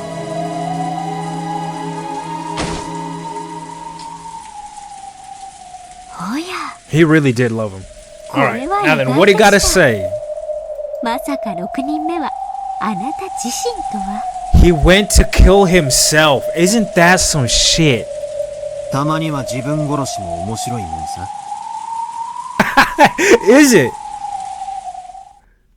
そして Wow. すべての現場はいずれも密室です。魔法以外では成し得ない殺人です。それを暴くゲームじゃないですか。すなわち魔法以外で成し得なければならない殺人というわけです。だって本当に魔法でしかできなかったらそれってゲームが成立しませんから。 Man, this reminds me of like again episode 2. Wasn't there something similar where they killed themselves and then Beatrice stated in the red it was murder. It was not suicide. The fucking and there was no one that could have been in there because it was a locked room. Man, this sucks. 確かに俺たちのゲームはそういうゲームだ。 This game is fair. Yes, because if it was magic, then the game wouldn't even be a game in the first place. The goal is to explain, without magic, the strange crimes that the opposing side claims to have carried out using magic. If that couldn't be done, it wouldn't be a game. In other words, just as Erica said, it has to be possible to perform the murders without magic. This is making me think about what we just read, I think episode 5? No, the beginning of this episode, right, with Hachijo and obviously the creator, Ryushiki. Is he the one who wrote all of this? Because I know he had a big hand in this. Is he he's not the sole creator, right? But he used Hachijo as like a mouthpiece for himself at the moment, saying that without love it cannot be seen. Now then, loving the reader, loving the writer, and trusting in them that they can solve these things. But then, you know, some people who think one thing is easy could be hard for another person. In other words, just as Erica said, it has to be possible to perform the murders without magic. Damn, okay. Battler did bring up something last episode, or the episode before that, episode 4.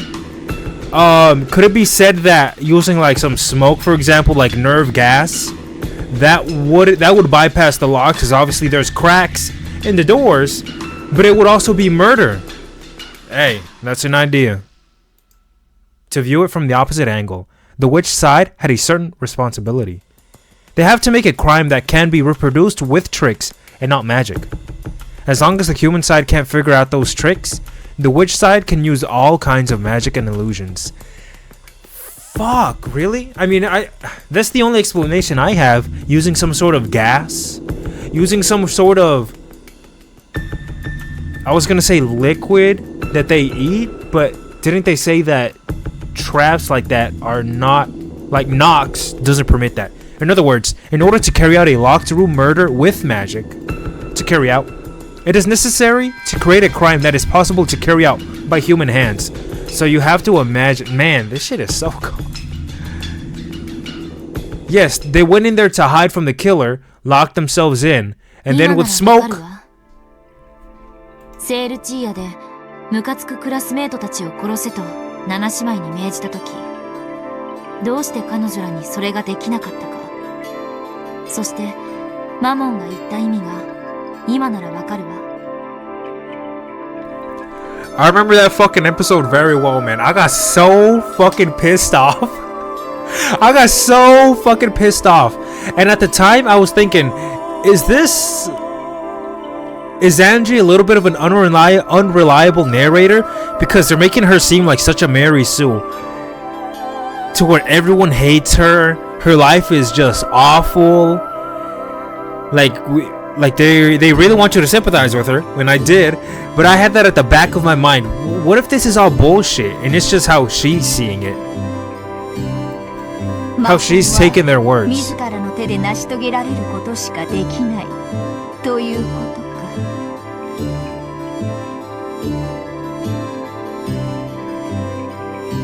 At that time, if I had possessed the determination to kill my classmates, no, that's not it. At that time, if I had been capable of killing my classmates, capable of going through with it, then the Seven Sisters of Purgatory would probably have pulled it off for me. They couldn't only accomplish what I could do myself. No, that's not it either. They could take away what I had accomplished and turn it into magic. They could take what I had accomplished and turn it into magic. Fuck. Of course, there were a great number of witnesses in that classroom, so that would probably have been impossible. Maria One-chan would call it being burned by the anti-magic toxin. However, if I had called those classmates out somewhere without witnesses and carried out murder myself, that would be when the Seven Sisters of Purgatory could carry out a magical murder. 魔女は魔法をもってしても自らにできないことをできない。自らにできることのみ魔法で装飾できる。面白きかな。魔法を使わずして成し遂げる者が魔法を語り魔女を名乗るのだから。このエリカとやらはそれを初めから理解している。だから絶対に魔女に屈しない。絶対にトリックで説明できるという信念を持ってる。かつてのバトラにはそれがなかったから、これまでああも翻弄されてきたというわけだ。このルールを見破られたら魔女に勝ち目はなくなるわ。だからそれを見破られる前に相手を屈服させなくちゃいけない。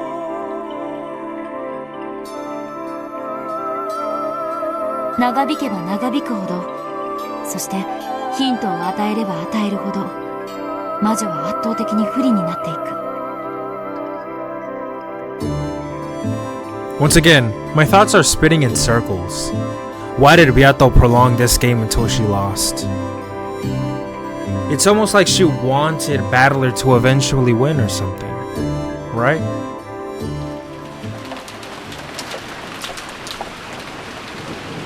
Many victims had been found, and the mansion was still wrapped in chaos. Hideyoshi's group seemed to have gone to the guest house, worrying about the safety of the kids there. Kraus and Rudolph were in the hall, talking about what should be done next. During a short gap in this chaos, Erica dashed all about the mansion. She was checking the crime scenes. Is it our Jessica or a piece Jessica? Normally, with a detective's authority, Erica had the right to openly investigate the crime scenes to her heart's content. However, this time, she hadn't yet invoked that authority. Because of that, and with her being a guest and an outsider, there was little to no chance that she would be allowed to investigate. So, she was forced to quickly check all of the crime scenes now, while she could still run about as she pleased. In the servant room, there had been a clear folder containing a plan of the mansion's interior. Because she had borrowed that, she knew the location of every room in the mansion. Erica efficiently made her way through the mansion, dashing into each crime scene in turn. Okay.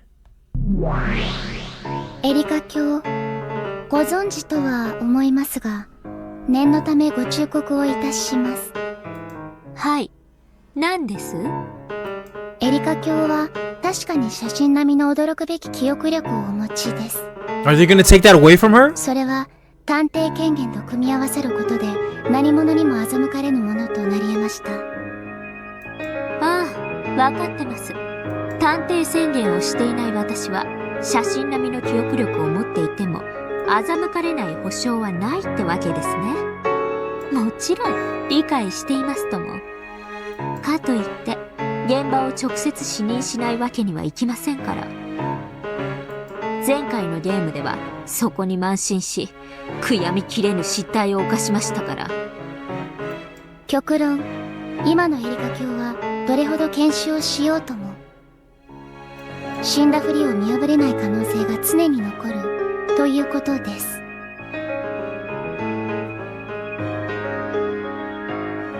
すべての状況を個別に確定させるためにもバトラに復唱要求をする必要があるでしょう。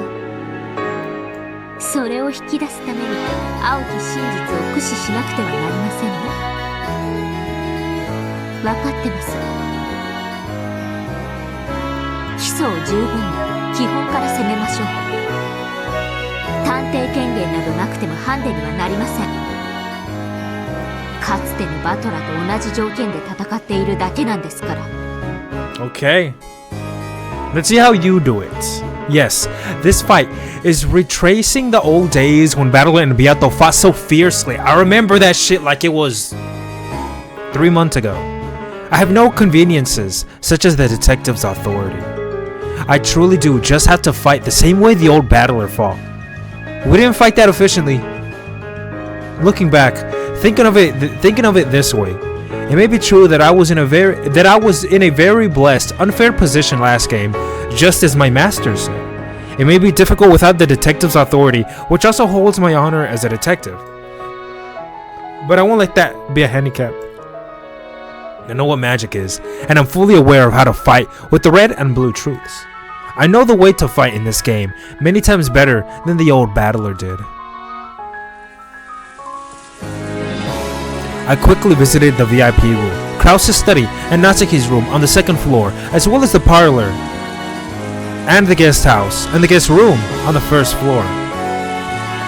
This time, checking with my own eyes, as I had neglected to do in the last game. First off, all of the scenes were made to look like locked rooms. Probably of special note is the fact that the master keys have no relation to the tricks this time. The locked rooms were all constructed without relying on any elements that could be locked or unlocked from the outside by a master key or something else. Yes, man, he's very smart to do that shit. The windows were locked from the inside, and the doors were all locked and chained. The master key can get around all of the locks on the doors, but the window locks and the chain locks are more trouble than they might appear. Also using the hat coat stand for where Rosa was. I haven't yet used a repetition request to get confirmation that it's impossible to manipulate them from the outside, but I'm sure he'll be able to say it in red. It'd be stupid otherwise. 分かってます。今の私はただの人間。遺体の死亡確認さえ満足にできやしない。Last time I neglected to check the bodies and let a massive piece of magic get by me. I won't fail like that again. If I let that happen even once more, I won't be able to face the master I'm so indebted to. Why are you so indebted to her? Why do you like her so much again? Maybe she saved her from her heartbreak? I don't know. I like how information is like bold. Don't worry, I do know the fact that the end of every sentence is a different font. So I know that, I'm just saying, I just think it's cute. お願いします。まず、すべての部屋は窓の施錠とチェーンロック等による Okay, window locks and chain locks. 外部よりの干渉の困難な方法によって密室を構築されていました。唯一の例外はローザとマリアの死んでいた客間のみです。近景、謹んで申し上げる。帽子掛けが勘抜きにされていたものなり。Okay. 実質的にチェーンロックと同様の内側のみより施錠可能と思われるものなりや。マスターキーによる解釈を完全に封じた密室を構成するためでしょう。客間の性格上チェーンロックがないため他の何かで代用することも自然です。ならどうしてチェーンロックのある他の部屋を密室に選ばなかったかが興味深いですね。バトラが死んでいた客室は他にも数室あって同じような構造をしてたわけですよね。はい、そうです。ならそこに閉じ込めれば全員チェーンロックの密室ということでより美しかったはずなのにそれをしなかった。どうもこの客間の帽子掛けの勘抜きとやらがうさんくさいです。 Yes, it's the only one that's okay. So every other one is set in a chain. 特徴要求でよく追求するべきでしょうね。あと遺体なんですが前回の首がバッサリみたいに鑑定権限がなくとも絶対の死亡を確認できるようなものはありましたか？ Of course, she had checked all of the corpses in all of the crime scenes this time. However, without the detective's authority, she had no guarantee that she would be able to see through any faked deaths with certainty. The old battler had also started fighting by doubting whether the victims were truly dead. It was the same for Erica. Ah, she's falling in the same trap. Even her eyes are red. 絶対の死を物理的に確認できる遺体はないと知りたまえ。金慶慎んで申し上げたてまつる。いずれの遺体も装飾された偽装死の可能性を否定できぬものなり。まあ死亡確定の復唱要求をしたところでバトラが簡単に答えてくれるとも思いませんが、やれやれ。私はベアとの時の6連鎖密室の方が面白かったけど。 Really? でもマスターキーが一切通用しないという意味においては密室の完成度は今回の方が上ね。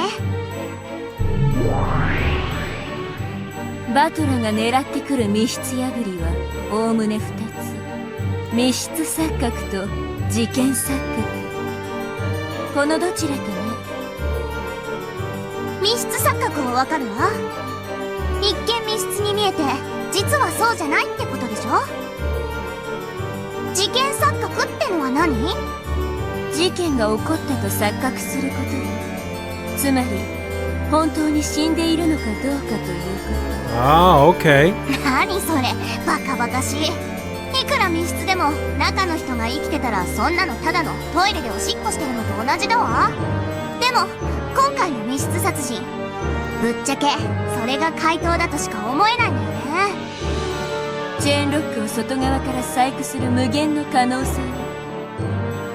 隠し扉の有無、遠隔殺人の有無、あるいは自殺の可能性だって。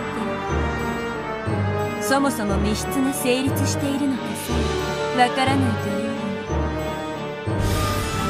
私はバトラのゲーム版裏から見てるから知ってるけど、これは完璧な密室よ。密室は内部からのみ構築され、外部からは構築も解除も干渉も一切できない。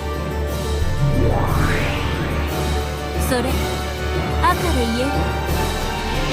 さすがにそれはバトラに悪いから遠慮するわ。ベルンが私を愛してるんだったら私の発言も赤き真実で見えるはずよ。なら密室は完璧。つまりこれは事件錯覚ってことになるわ。そうなるわね。だとしたらこれは全部表現密室だわ。大方エリカがあまりに空気読めずに探偵探偵と騒ぐものだから、後ろ宮家みんなで結託して狂言殺人を披露してからかってみたってことじゃない？ Yes, and that's why Rudolph is crying his fucking eyes out right now. これ正解？私ってば超名探偵。それが困ったことに、これは狂言じゃないのよ。犠牲者はきっちり殺されてるわ。の時点でとかじゃなくて？探偵宣言を出してこそいないけど、彼女の検視は極めて正確よ。私が赤き真実を与えられるくらいにね。それでエリカの検視時に間違いなく死亡してたってことになるの？ええ、そうよ。それはもうがっつりと。でも赤き真実では言ってあげないのね。エリカはその赤が喉から手が出るほど欲しいだろうに。だって今回のあいつ探偵でさえないもの。赤き真実なんてあげないわ。しかしとなるとすごいじゃない。バトラの今回のこれ完璧な密室殺人だわ。あら、そうなる？エリカ大丈夫？一見普通の密室殺人だけど地味にかなりヤバい密室だわこれ。探偵権限さえないエリカにはちょっと荷が重いんじゃない？自称名探偵だもの。きっとエリカはやってくれるわ。探偵ですらね、人間風情に打ち破られたらバトラもベアとも最高にざまあないくらいに粉々でしょ。それに万一エリカに負けても最悪のかけらにぶち込んで王客の深淵に叩き込んで遊ぶから、それはそれで面白そうだし。そういうこと。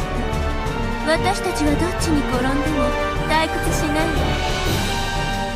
なんたっては本当に血も涙もないわね。ま、そんな黒猫を雑巾のように絞って一滴だけ滴る雫を舐める時が私の至福なわけだけど。ベアとのゲーム版でも散々遊ばせてもらってるけど、もう何も出てきやしないくらいに絞り尽くしたわ。このゲームもこれでおしまいなのよ。だから最後にふさわしくエリカ、バトラ、互いの破滅をかけた一騎打ちくらい。ちえ、このゲームで無限にあんたと遊ぼうと思ったのに残念だわ。 Yes, what's happening with that? とんでもない。 Subplots. 十分にあんたに付き合わされたわよ。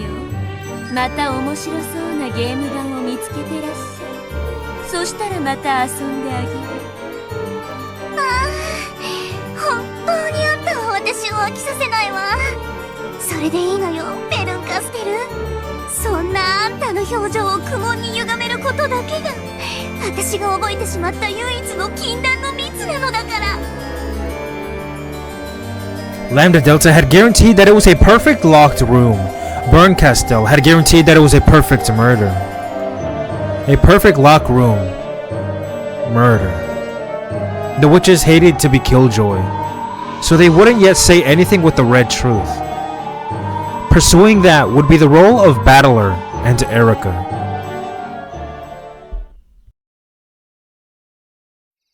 ずいぶんドタバタと現場巡りをしたようだな。十分か？現場検証は。ええ、十分です。さて、私とあなたの赤と青の論争バトルですが、いかがします？早速始めますか？それとも最後にまとめて。お預けは俺の性分じゃねえな。それはお前もだろうぜ。なら早速この第1の番の密室に切り込ませていただきます。その前に確認です。復唱要求に応じるおつもりは？内容によるぜ。全てに応じる義務はなく、応じない理由も開示しない。グッと。ではシンプルに密室定義の確認から参りましょう。ドラノール、読み上げてください。Oh fuck. It's gonna be a big fucking help for her. 以下の復唱を要求します。Delanor unfurled the kind of scroll often depicted in Western fairy tales when an official reads a royal decree. Really? That? I know what she's talking about. And she read the contents aloud. 一つ、6人の部屋は全全て密室である。認める。もちろんゴーダたちがチェーンを切断するなどして密室を破るまでの話だが。 At a nod from Zelanor, Cornelia, who stood behind her, started taking notes. Oh, look at her face. 密室の定義とは外部より構築不可能であること。認める。つまり外部からはどんな細工でも密室を構築できないということ。 Okay. チェーンロックを外部より細い針金などで器用にかけ直したなどは認められないということです。 Really? Okay. Oh, alright, I mean, 言われる damn. までもありません。ドラノール、続けてください。 Shit. 一つ、密室の定義とは内外を横断する一切の干渉が断絶されていることを指す。認める。ただしノックや声、内線電話など一般的な部屋で想定できる干渉方法を否定はしない。一つ、密室破壊時室内には犠牲者、ナツヒ、エヴァ、キリエ、ローザ、マリア、バトラ以外存在しない。認める。 This was to check that the murderer hadn't been hiding inside the locked room. Because if the discoverers departed the scene after becoming aware of the locked room murder, then the culprit slipped out of the room after that. It would have been possible to construct an illusion of the locked room. Because Battler had acknowledged their statement with the red truth, this possibility that the culprit and the victim had both been inside the locked room at the time of the crime, following which the culprit had hid under the bed and snuck out after the discovery of the crime, had now been eliminated. Okay. 一つ、密室破壊時以降に殺人は行われていない。拒否する。なぜです？ He just said that he's not gonna tell you. He's not 実は obligated. 密室を破った時点では犠牲者たちが生きてたからですか？そして実は押し入ったクラウスたちが犯人でそこで殺人を行った。すなわち密室誤殺人だから。これが真相だからですか？ Wow, bitch. She's gonna say that? In other words, because it was a murder after the locked room was destroyed.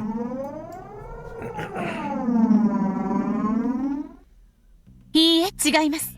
まだ殺人は続くのですから、これ以降に殺人が行われないと赤で宣言することはできません。ち、へりくつを。私たちの趣旨は分かってるはずです。クラウスたちがチェーンを切断して密室を破り、そして中にいた人間を殺した。Really? これに反論してもらいたいだけです。 Damn, I never thought about that argument. Could we have used that argument before? エリカ卿、クラウスたちとの不特定多数な言い方では不十分です。まずは密室破壊後に室内に入った人間を確定すべきです。近景、密室に踏み入ったのは犠牲者を除きクラウス、ルドルフ、秀吉、ゴーダの4人の。 Oh, Hideyoshi was there. Okay, so he's alive.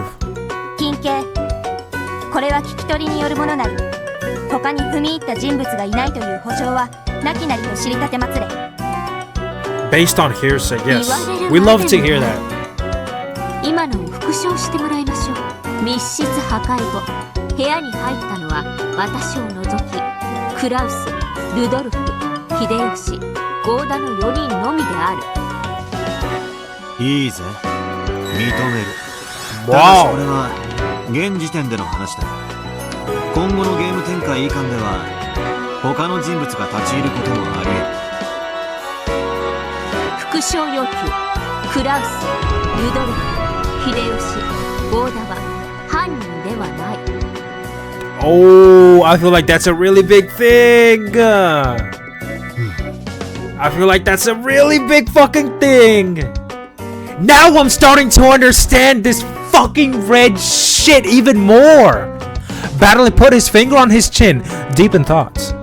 The word culprit was fairly broad, and it might sever and it might serve to greatly restrict the darkness of the witch. 答えてもいいのではないでしょうか。もし拒否すればクラウスたちが犯人であるという青き真実が残ったままとなります。そうだな。認めはするが言い方をさらに厳密にしよう。 Okay, we'll be very, very クラ specific. ウス、ルドルフ、秀吉、ゴーダたち5人、夏日、エヴァ、キリエ、ローザ、マリア、バトラたち6人の殺人に関わっていない。ということは密室に入ってさえいないそれ以外の人間たちもまた殺人に関わることは不可能ということになりますね。さあな、自分で考えな。 Right, because if we said no one was responsible for their murders, then it wouldn't be a game in the first place. 密室に立ち入らずに密室殺人を成立させる青き真実が提出できるってのだな。もっとも俺はお前がこれから提出する青き真実のうちつまり今からお前が遠隔密室殺人のトリック X を青き真実で説明できたとしても必ずしもそれに赤き真実で答える必要はないわ。 These are the rules of the witch's game. Angie checked these details with Beato in the 4th game. The witch side lays out mystery after mystery and claims them all to be impossible to carry out except by magic. The human side must use the blue truth to argue that they are explainable with tricks. And if they cannot make a counter-argument with the blue truth for even one of these mysteries, that mystery will be considered to have been done by magic. And it will be impossible to deny the existence of a witch. Which is what happened in episode 2. In other words, the witch side only needs to protect any one of its mysteries. In contrast, the human side has to fully explain all mysteries with the blue truth.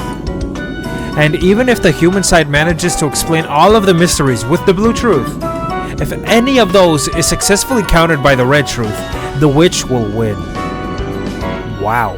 Therefore, just like the strategy that the old Beato adopted in her final game, it is sufficient for the witch side to put off their red text counter-arguments until the very last moment. I was actually going to bring this up, because I remember that. Then make a single strike at the opponent's most fragile spot. いずれにせよ今の復唱要求には拒否ということですね。勘違いするなよ。復唱要求はお前へのサービスではないんだぜ。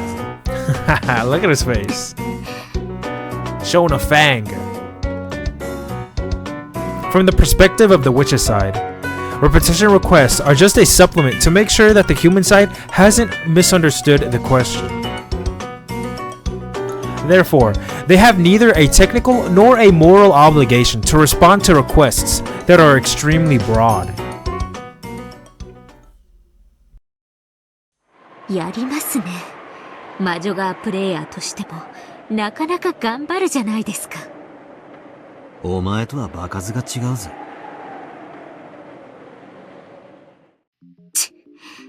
ドラノール。続けます。一つ、犠牲者たちは他殺を除くあらゆる方法で死んではいない。認める。もちろん自殺や事故死ではありません。一つ、犠牲者はドラノール。それよろしいのですか？ Really? もう十分です。現場の状況は確認できました。ここから青き真実での反論タイムとしましょう。 Okay, let's see what you gotta say. ああ、いいぜ。ご考察を拝聴しようじゃ。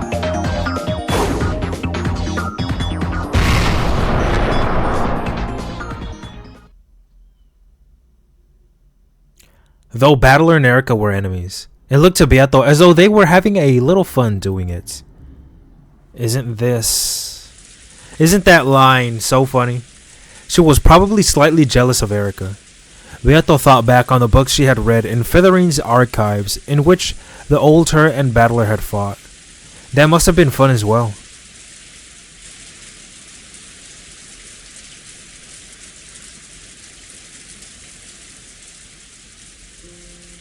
During a short break in the family conference, a horrible, brutal mass murder had occurred.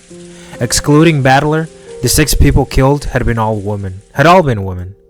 The men who had been left behind went mad with rage at the cowardice of it, broke down sobbing at the sadness of losing their wives, and went back and forth between the two many times.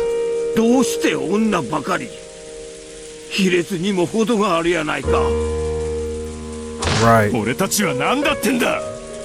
同じ屋根の下にいて、自分の家族が殺されてるのに揃いも揃って気づかず、のんびりヤニを吸ってたってわけかよ、畜生。しかし、誰がどうやって？ So Jessica's dead as well? 妻たちは決して無防備ではなかったのだぞ。Wait, never mind. I'm getting ahead of myself. Let me just watch. 皆、チェーンをしたままだった。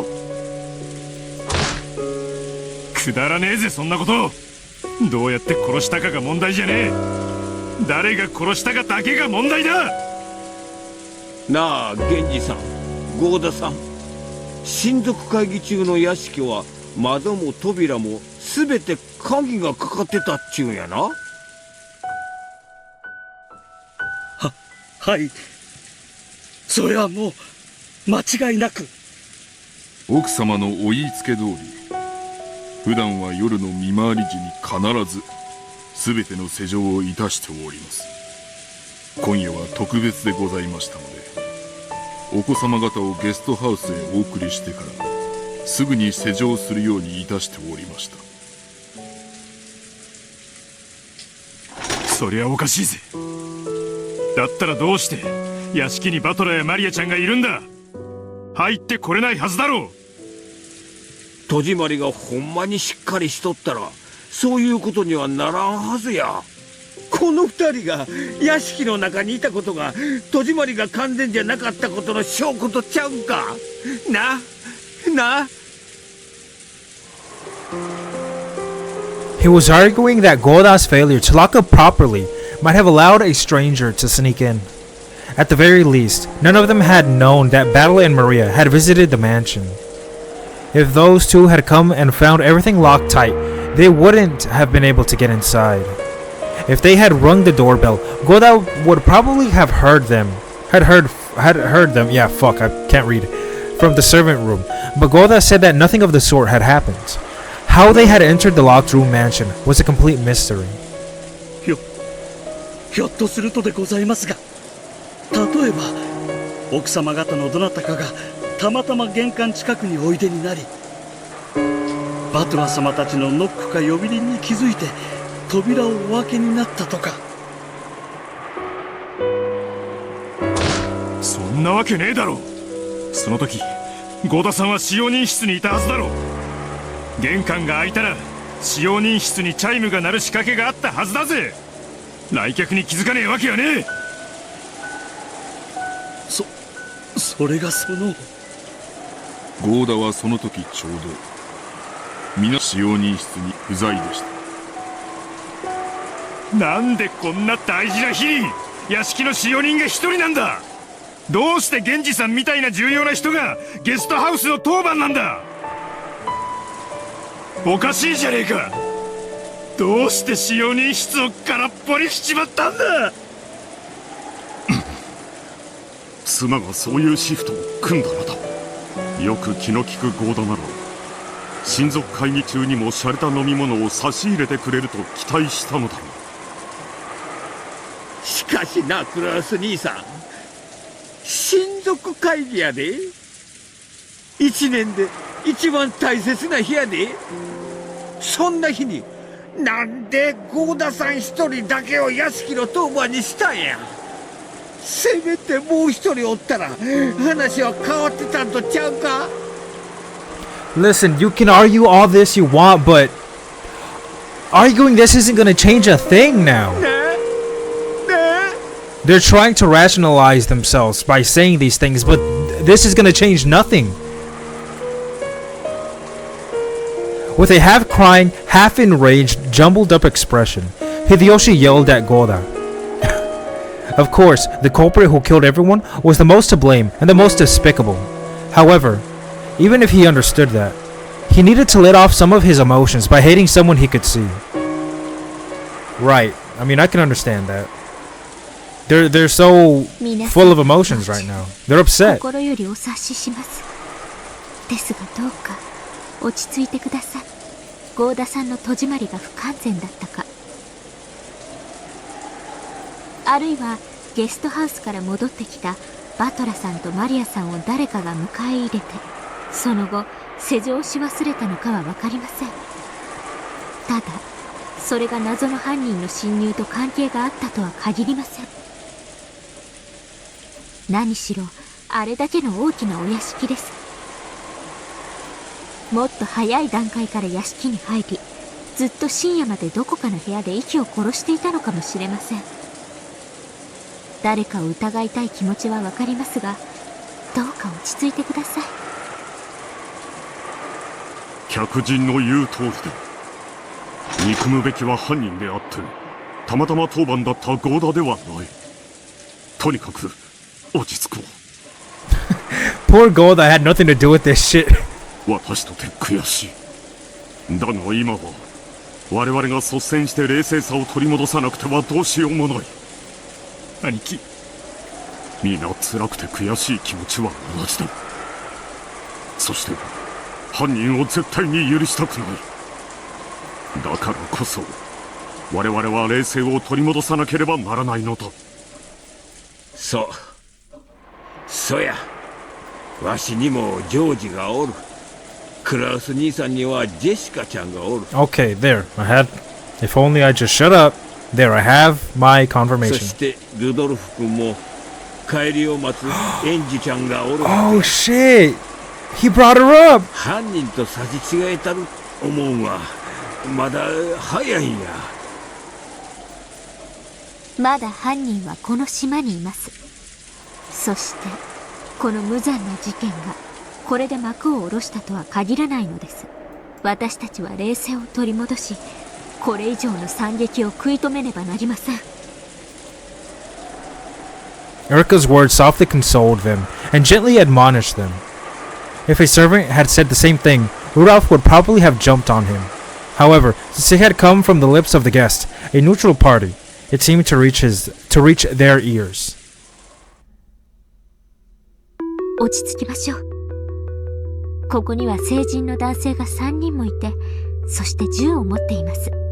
犯行の手口を見る限り、犯人が銃を持っている可能性は低いでしょう。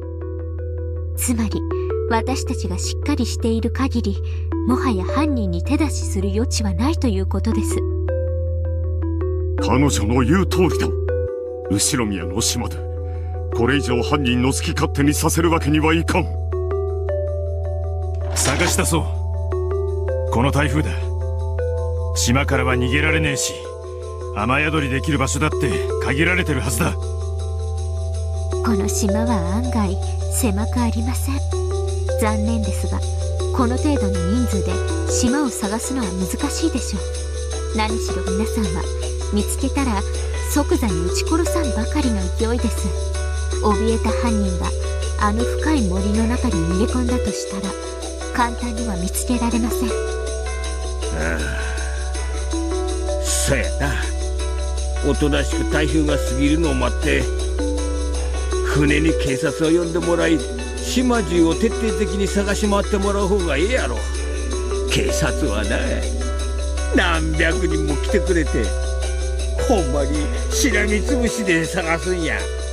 いくらあの深い森でもな、絶対にあぶり出してみせるで。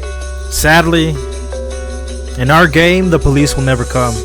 今一番大事なのは、これ以上愛する家族を失わないこと。ルードルフ、お前に万が一があったら、帰りを待つエンジェちゃんはどうなる？キリエ、バトラ、チクショウ、チクショウ、お前たちに俺はまだ打ち明けてねえってのに。What truth? This is another big fucking thing. What is he talking about? What truth? That his mom was not Asumu? Or whoever that not Asumu, fuck. His other wife. That died. クラウスさんが落ち着きを取り戻したところを見せることによって皆さんも少なからず落ち着きを取り戻せると思います。言ってあげてはどうでしょう。そうだ、みんなにこれからのことを話さなければな。源氏さんと郷田さんも一緒に上に行ってください。シャノンさんやカノンさん、熊沢さんもきっと動揺されてると思います。はい、それはもうきっと皆さんも動揺されていることでしょう。よろしいのですか。何かお手伝いできることは他にありませんか。だからこそクラウスさんと一緒にいてください。何かの時すぐにそれに応えられるように。私たちは先にここの戸締まりを確認したいと思います。すぐに上がりますから先に行ってください。わかりました。何かございましたらお呼びください。 Why the fuck is she ordering them around? I know why, but still. In the context of none of the witches. Genji bowed and nodded to Kraus. Kraus nodded to Erika, then headed upstairs with Genji and Goda. When only men are around in a time of confusion, it is easy for a composed member of the opposite sex to control the initiative. Even without the detective's authority, she was able to control them quite naturally. Right. They want to be ordered. Erika had wanted to get rid of the servants for the time being. Like, they want order. They want... Because they're all full of emotion right now, man. They're ready to kill someone, bitch. そうと来たら早速戸締まりを確認しようぜ。Shit. 問題はラウンジのこの大窓やな。シャッターもないみたいや。Right. ここをぶち破られたら侵入は防げんで。You can't stop them from looking at you. Like, they could be looking at you right now, and you would have no way to tell. いいさ。ガラスの割れる音で十分だぜ。蜂の巣にしてやる。Damn, bitch, Swiss cheese. お静かに。皆さんに残ってもらったのは戸締まりの確認のためではありません。今から言うことを冷静に聞いてください。Really? When Erika lowered her voice, Rudolph and Hideyoshi realized that she had something secret to talk about, so they brought their ears closer as soon as they regained their composure.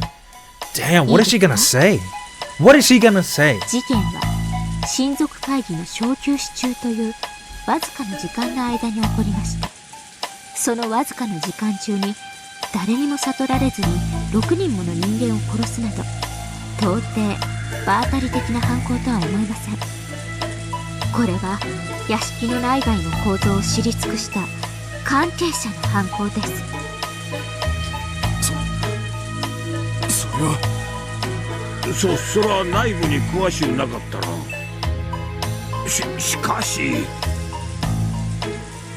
A short while ago, they had lambasted Golda, suspecting the servants of having made a blunder. However, they had only thought that he had forgotten to lock up and were attacking him for letting the mysterious culprit sneak in. They hadn't considered that one of the servants knew so well might have taken those lives with their own hands. No, they hadn't wanted to think that. People can't easily suspect someone they know well of being a killer. 犯行当時、屋敷は内部より施錠され、親族会議に関わる皆さんしか存在しませんでした。じゃあ兄貴がキリエたちを殺したってのか？それとも秀吉兄さんを疑えってのか？ありえねえ。考えられねえ。わしは花からクラウス兄さんもルドルフ君も疑っとらんで。わしら兄弟はみんな夫婦仲は円満や。後ろ宮家は確かに規律や金には厳しい一族やで。しかしな、家族を大事にするっちゅう気持ちは他の家に勝るとも劣らんつもりやで。もちろんそれは信じてます。皆さんが奥さんを殺すなど夢にも思っていませんから。 Erica had already received Red Truth proof from Battler that they were not the murderers, so there was no need to argue that point. Kraus, Rudolph, Hideyoshi, and Golda. None of these four was the killer. And yet, Erica said this. しかし、ゴーダさんはどうでしょうか。親族会議の間、ずっと控室にいて、誰にも知られずに何らかの工作ができる立場です。ゴーダさんを疑うのはちょいと早いで。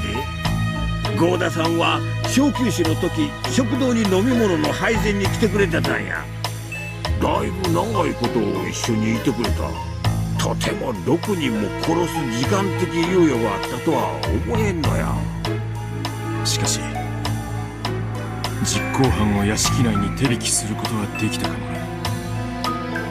そういうことです。ゴーダさん自身は実行犯ではないでしょう。しかし実行犯を密かに屋敷内に迎え入れることは十分に可能でした。 Rudolph and Hideyoshi, stunned, looked at each other. They were all family. Even the wife of his sibling was still family. The siblings may have harbored hatred for each other, but they could never have hated each other's wives enough to kill them. Although Ava and Rosa were part of the sibling circle of hate, there could be no reason for a sibling to kill any of the others who had died. Natsuki, Kirie, Battler, or the young Maria. But to a servant like Golda, perhaps everyone was little more than a complete stranger. Perhaps? 私が使用人を疑う点は2点です。まず1点目は、犠牲者たちと面識があり、かついずれの現場にも争った跡がないこと。すべての現場は全く乱れていなかったのを、皆さんもよくご存知のはずです。それは俺も思ってたぜ。あの喧嘩慣れしたキリエが何の抵抗もなく綺麗にパッタリ殺されるかってんだ。相手の指くらいが食いちぎる女だぜ。顔見知りが犯人で油断させたところを突然って方が確かに説明はつく。 Fucking invincible type shit. Bite her finger off? Conquest? それを言ったらうちのエヴァもや。何しろ武芸百般。暴漢が襲ってこないかと日々ワクワクしとる女やで。 Wow. Dozens of martial arts, so she knows MMA, そん bitch. なあっさりと殺されるわけがない。なら、客間のローザさんだってどうです？一人娘と一緒のローザさんが不審者相手に抵抗もせずみすみすと殺されると思いますか？そしてこのことはもう一つ大事なことを教えています。大事なこと？ Yes, what does it tell? 犯人は一人じゃないって。 Oh, that's what we're getting at. そうや。客間にはローザさんとマリアちゃんが2人おったんや。同時に殺さなかったら大騒ぎになるところやで。それを殺せたっちゅうことが犯人は単独犯じゃないってことや。ローザはマリアちゃんのことが絡めば子連れ熊みたいに怒りっぽくなるやつだ。仮に相手が銃で脅したとしてもひるむようなやつじゃねえ。なるほど、ローザにギリギリまで不信感を持たれない人物ってわけか。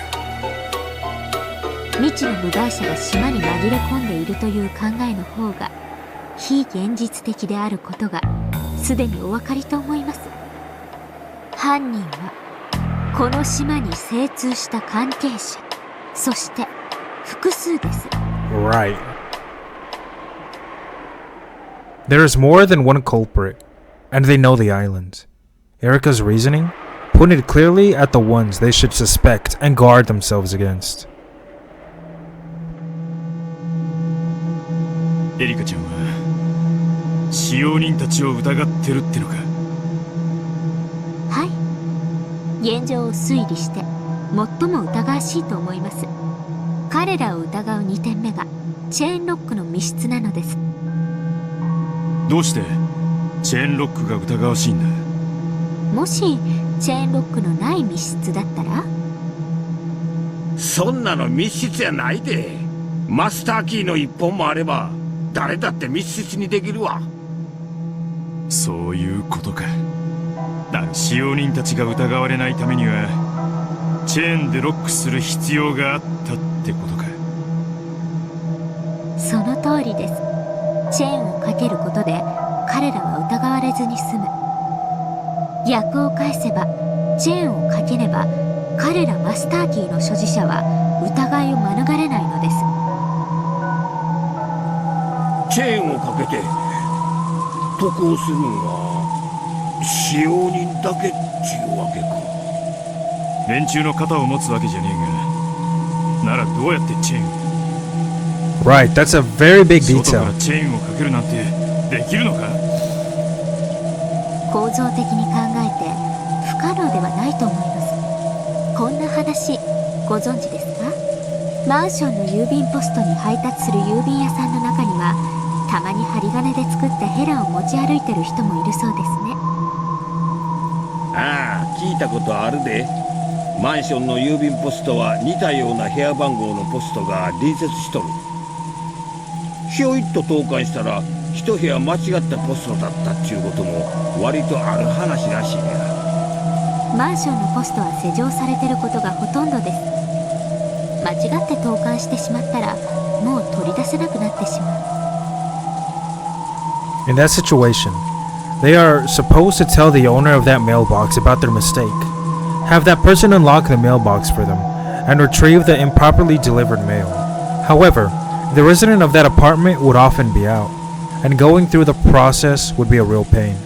Because of that, some mailmen would make a little tool out of wire with a hook at the ends, and use that to fish the mistakenly delivered postcard out through the crack of the mailbox. 俺もビルの管理会社の兄ちゃんに聞いたことがあるな。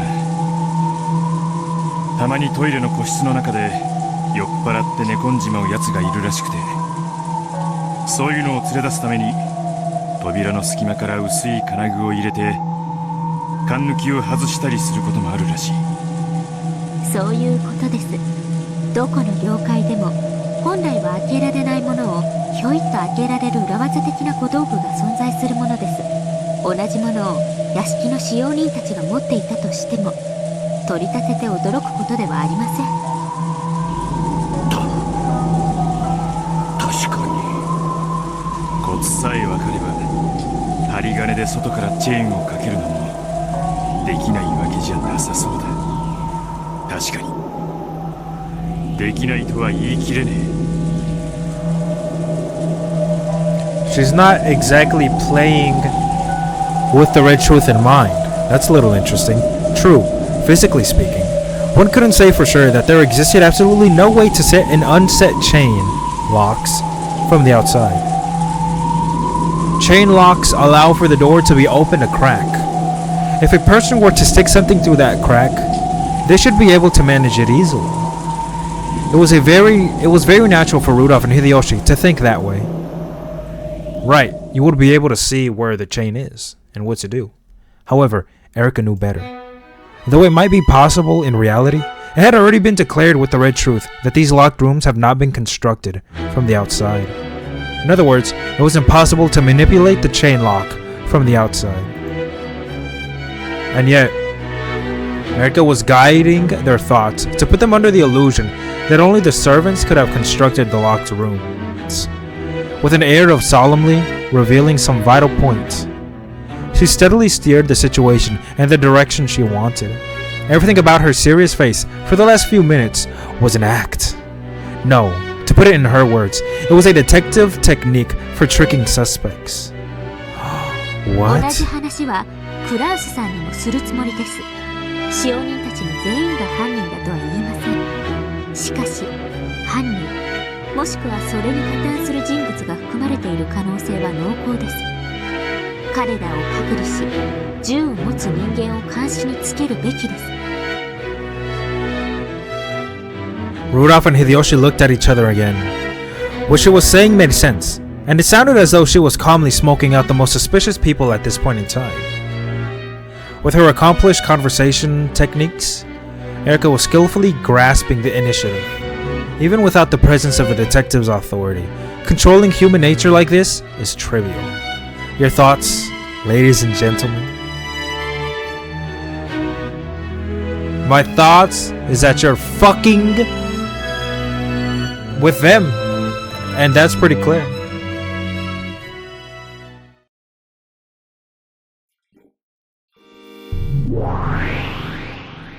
いかがですか、魔女側のプレイヤーは。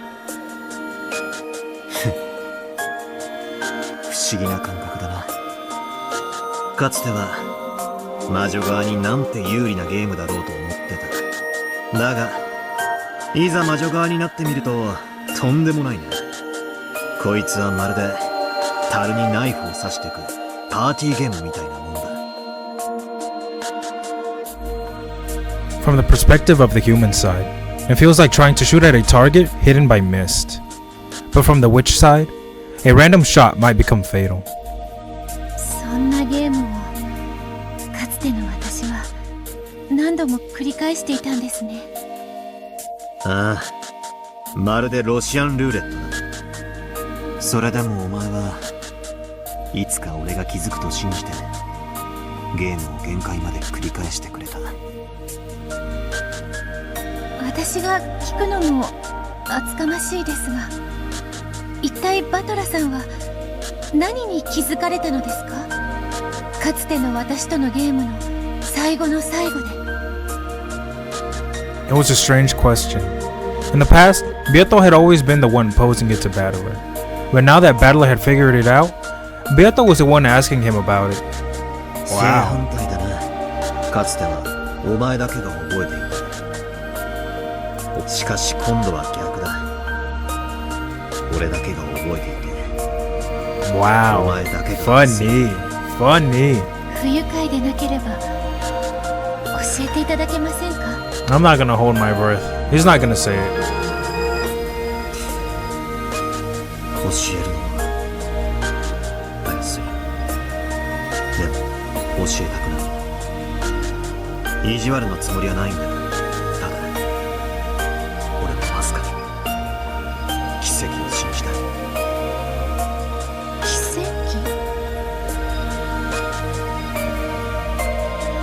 跡？ Yes. This was the single miracle seed that Battler had preserved. If Beato could remember a certain something without being told, that would prove that Beato had revived in the truest sense. So he wouldn't tell her. It was Battler's final seed, which existed because she still couldn't abandon this hope that Beato might revive. His hope. バトラさんが話せないことなら私も聞きません。不愉快な思いをさせてしまったならどうかお許しください。気にすんな。俺が未練がましいだけだ。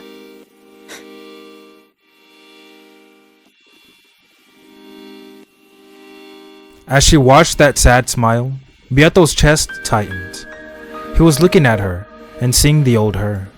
Yes, I must become my former self for his sake. My older sister who gets burned by spiderwebs, and I who don't must become one. Surely, it's more useful to him if I go on a journey to find myself now, than if I simply watch over his game. 今回のゲームはいかがです？勝てそうですか？勝てるつもりでいるさ。勝ってレアとの望み通りこの永遠の拷問を終わらせる。終わったら世界はどうなるのでしょう？さあな。どうなるんだろうな。ただそれを俺たちは望んだんだ。だからどんな結果が訪れようとそれを受け入れるつもりだ。私はどうなるのでしょう？ Beato was uncertain. Even she was probably no more than a piece in this game.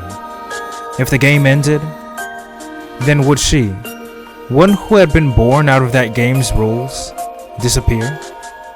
ゲームは消えるだろうな。だが俺はもう魔法を完全に理解している。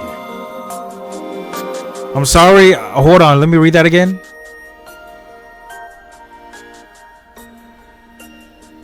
Never mind. だからお前をゲーム版の外へ連れ出せる。それがお前の望みだったはずだ。私の望みそれ以上は内緒だ。 Oh my fuck. お前がそれらを自力で思い出してくれる奇跡を。 Childhood crushes, I don't know what's going on. After smiling bitterly for just a second, Battler laughed and told her not to worry. Apparently, it was best if she avoided talking to Battler about her previous self. じゃあ俺はちょっと対戦相手殿の様子を見てくる。あのバカが次はどんなへりくつを言い出すか楽しみだぜ。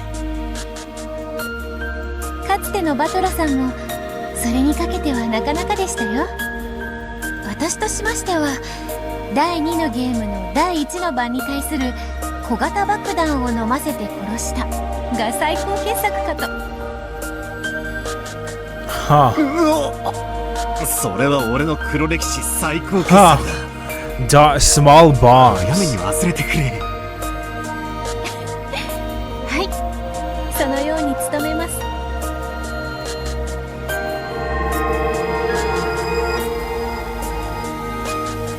Battler became a cloud of gold butterflies and disappeared into the darkness.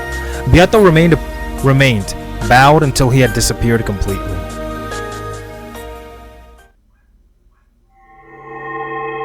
Oh, to fill in his place, a single gold butterfly appeared and became Beato the Elder. 呼んだか、我が妹よ。はい、あなたのことをもっと知りたいんです。そして本当の私がどんな存在だったのか知りたい、至りたいんです。無論わらわも未来の自分を知りたい。そのためにわらわたちは互いの全てを打ち明け合ったはず。しかし一向にわらわたちは一つとならぬ。どうやれば一なる自分となれるのか理解ができぬ。どうやれば私たちは一つに。わらわはゼパルとフルフルの試練に期待している。勝者に与えるという魔法の奇跡のことですね。その魔法の奇跡とはすなわち一なる自分となれることではないだろうか。わらわは本来の姿に至れる。そなたはそれを望むバトラの期待に応えられる。バトラの万々歳でほう三方丸く収まるというものだ。やはりこれは試練なのですね。他の二組に負けるわけにはいかんということだな。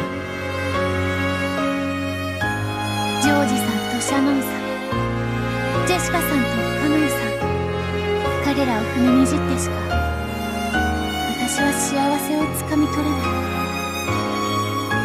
条件は同じだ。他の誰かが恋を成就させればそなたを含めた二組が踏みにじられる。なぜこんなにいびつな天秤なのでしょう。いびつとは？恋は得るものと得られないものがいる。ならばそれらが天秤の両端に並ぶことは理解できます。しかし私たちの試練の天秤は3つの皿が並び、1人の勝利のために2人が敗北するというひどくいびつなものです。さあな、恋の価値とは二組の恋の破綻と同じ価値があるとでも言うのかもしれんな。頼りないぞ妹よ。敗者のことを考えるよりバトラの期待に応えたいという気持ちを優先できぬようでは拾える勝利などないぞ。そうですね。私も譲れません。他の皆さんには本当に申し訳ないですが、みんな恨みっこなしです。 If I do lose, I'll give my strongest blessings to whichever couple wins. So I'll fight with all my heart and soul, so that I have no lingering regrets, and I'll win that miracle of magic.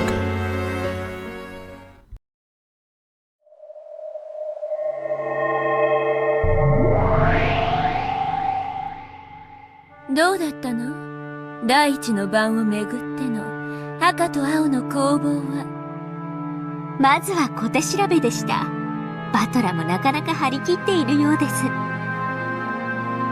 She had just returned from a fierce fight with Battler, fought using the information gained through repetition requests.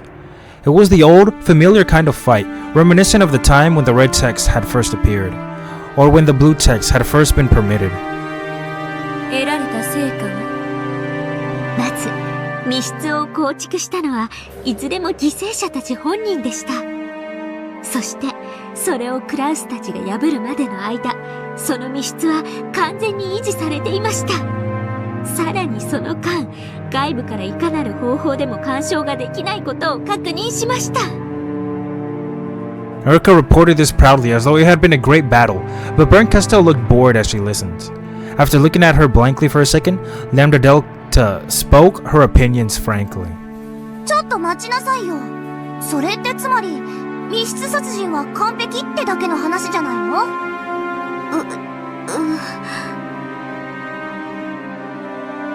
？The victims had sealed the locked rooms themselves, and that state had been preserved until Kraus and the others had broken the locked rooms open.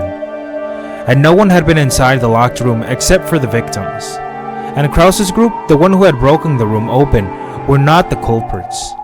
Erica's battle had proceeded this way, with her detailed repetition requests, winning her several other little red truths just like these. Normally, simply collecting such vital information would have been enough. However, the witch, who was her master, was tired of boredom, and she had been expecting a much more flashy argument-winning victory instead of this bland result. しかしながら、私は今回探偵権限を持たないので、検視を誤認する可能性がありました。ですので、仮死状態を生み出す薬などで私の検視を欺いたと仮定して、プルプルピコピオ？違います。例えばインシュリンとか基地の薬物でも一時的に仮死状態を作ることは不可能ではありません。バトラからは赤き真実による反論はありませんでした。つまりは私の青き真実が通ったということです。まずは勝利かと。 To sum up Erica's reports, all she had done was listen to the red truth Battler had wanted her to hear. Only the information Battler had wanted to provide had been presented, and she hadn't been able to strike at any weak points. She was like a kid who had gone out shopping, then forgotten her job and only bought candy. However, this was all the players on the human side could do. Without the detective proclamation, she could only fight by collecting dull bits of information like that. All the same, her master had been expecting more than that sort of dull fight. So, she had tried to give her report energetically, to make it seem as though they were in a superior position. But no matter how much she tried, the cold expression of her master remained merciless. 青き真実が通ったらバカバカしくて切り返さなかっただけでしょ。自称名探偵が大した推理だから。私なりには慎重に検視を行ったつもりです。ですが探偵権限がないので、それでも絶対とは言い切れず。何よ、あんたが自分で探偵宣言を放棄したんでしょ。前回の汚名を返上するためにレートを上げたいとか言い出して。それは。なに、探偵権限がないとバトラには勝てないって、そういうの？そんなことはありません。我が主、あのような無能、探偵権限などなくても簡単に勝てます。ただこれまでと戦い方がちょっとだけ違って、まだ慣れないだけで。Compared to the other human beings, Erika would rank as extremely talented. Her knowledge and powers of memory and insight were ahead of the pack, and most likely, no human could be more suitable for the role of detective than her. However, no matter how superior she might be to other humans, that didn't matter in a game of witches. In a witch's game, it's either 0 or 100. In other words, everything is either the red truth or it isn't. If a normal human abilities were worth a 10, her exceptional power would probably rate a 99. However, it could never be 100. Since it was less than 100, it wasn't absolutely certain, so it didn't count as a red truth. For example, the examination of the corpses that Erika had worried over in the fight just now, if she had performed it with a detective's authority, she could have said with 100% certainty whether they were alive or dead. However, without the detective proclamation, it was 99%. There was a 1% chance that she made a mistake, and that overturned the foundation of the examination. The reason Erika had gained the detective's authority and become the Witch of Truth was that Bernkastel had supplemented her talent of 99 with an additional 1. Just because Bernkastel wouldn't give her that 1, in the world of witches, Erika's 99 was treated exactly the same as 0. Even her talented assistant Dlanor couldn't be put to proper use without a power of 100. When working under an Erika who had lost the detective's authority, Dlanor's red longsword lost its power. Dlanor also found it vexing that she couldn't provide adequate assistance. She had tried several times to convince Erika to use the detective's proclamation, but Erika had stubbornly refused each time. Damn. しちゃえばいいじゃない、探偵宣言。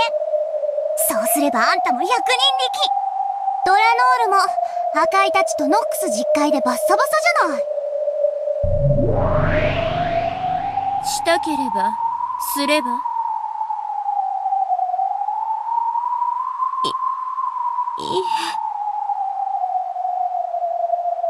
There was no need for anyone to explain. By now, it was clear that Erika hadn't abandoned the detective proclamation by her own will. 前回のゲームでバトラが真相にたどり着いた時点でもはやこのゲームは終わりだったのよ。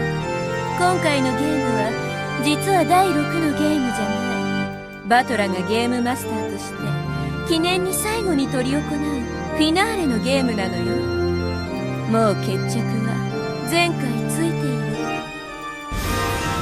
まあそういうことよね。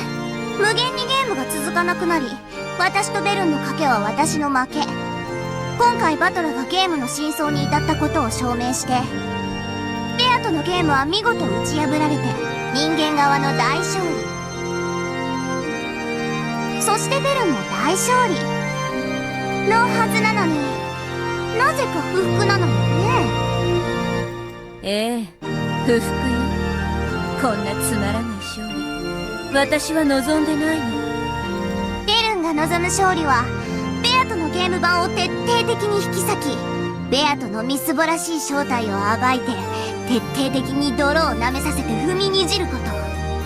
だからバトラのこの勝利は、ちょっと違うのよね。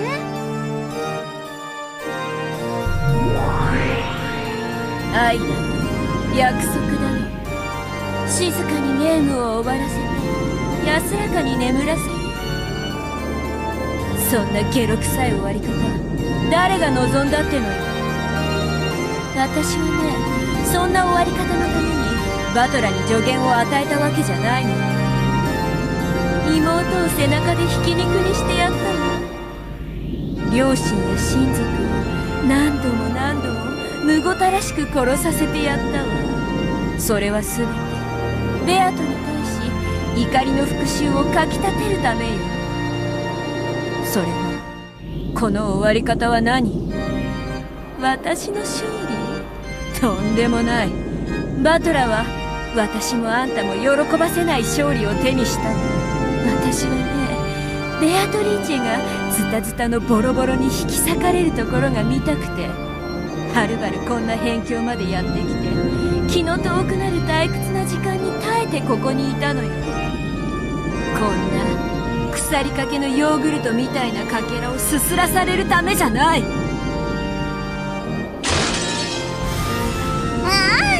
ご立腹の顔も素敵だわ、ベル。なるほどね。それでせめて最後から口直しが欲しかったわけね。前回のゲームでドジを踏んだこのバカゴマのせいだわ。お前のせいで数百年ぶりに楽しめそうなゲーム版が全て台無しよ。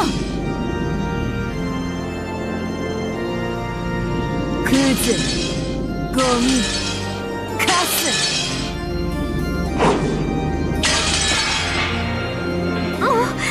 申し訳ありません、我が主。必ず勝利を捧げますから、どうかお許しください。前回探偵権限まで使って勝てなかったあんたに、どうしてゲームマスターにまで至ったバトラに今回打ち勝てるっての？探偵権限があってあんたに勝ち目なんかないのよ。ならいっそいらないじゃない。それは確かに、もともと勝てないんじゃ探偵権限はいらないわね。より確実に負けるだけだけど。だからこそより最悪な状況であなたが勝ってみせたなら、それこそ私にふさわしい奇跡だわ。そこまでして初めて私はあんたを許せる。はい、必ずその奇跡をお目にかけてみせます。で、来るわけねえだろ、ゲロカス。It's just nothing but bullying. あんたにできるのは最悪のゲームに最悪の罰ゲーム。さらに探偵宣言という唯一の武器まで取り上げられて、とことんまで惨めを晒して、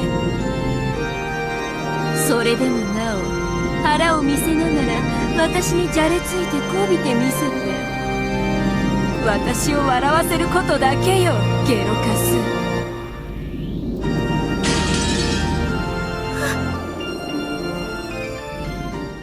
楽しそうだな。お邪魔だったか？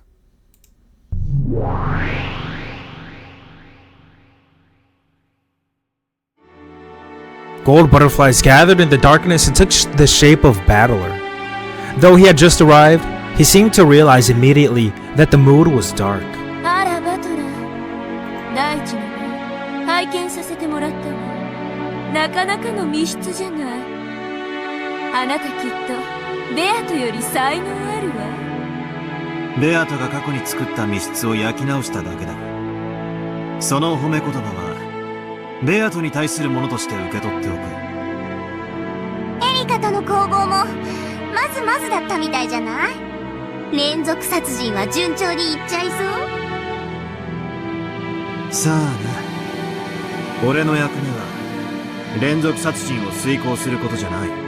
その過程で貴様らに魔法以外では不可能な密室を提示して、魔女側として勝利を収め、俺がこのゲームを完全に理解したことを証明することだ。いや、もう一つある。何？前回互角の死闘を演じたエリカとの決着をつけるためさ。バトラ互角。Bern Castell noticeably grimaced. Erica averted her eyes and hung her head timidly. お前の言い分は分かってる。あんなのは引き分けじゃない。勝てて当然だから、あれは負けも同然だと。はやだ。盗み聞きなんて性格悪いわよ。鏡見る。お前らの顔に書いてある。嘘！どこによ？え？何よそれ！バカには見えないマジックで書いてあるとか言ったら、殺す超殺す！ Lambda Delta pulled a mirror out of thin air, peered into it, and made a comical fuss. She was apparently playing the fool in her own special way. エリカ。何ですか？前回のお前とドラノールの赤と青の猛攻、見事だったぜ。どうも。今回はドラノールはどうした？お前一人なのか？いいえ、ここに控えております。 Dlanor had been just standing around in reverse, in reserve, hiding her presence in the dark shadows.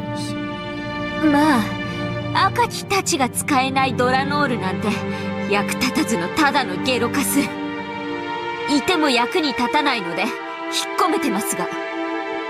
今の私にできるのはエリカ教の推理の初期だけです。どうしてお前も共に戦わない？ She's using the same insults Burn uses against her, against others?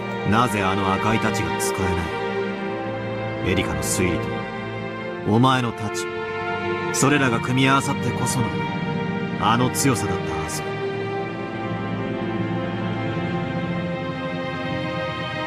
Dlanor didn't answer. She just glanced slightly at Burn Castell's expression. However, that glance was the same as a clear answer for Battler now. Battler fully realized the situation. お前か。エリカに探偵宣言をしないように言ったのは。あら、何のこと？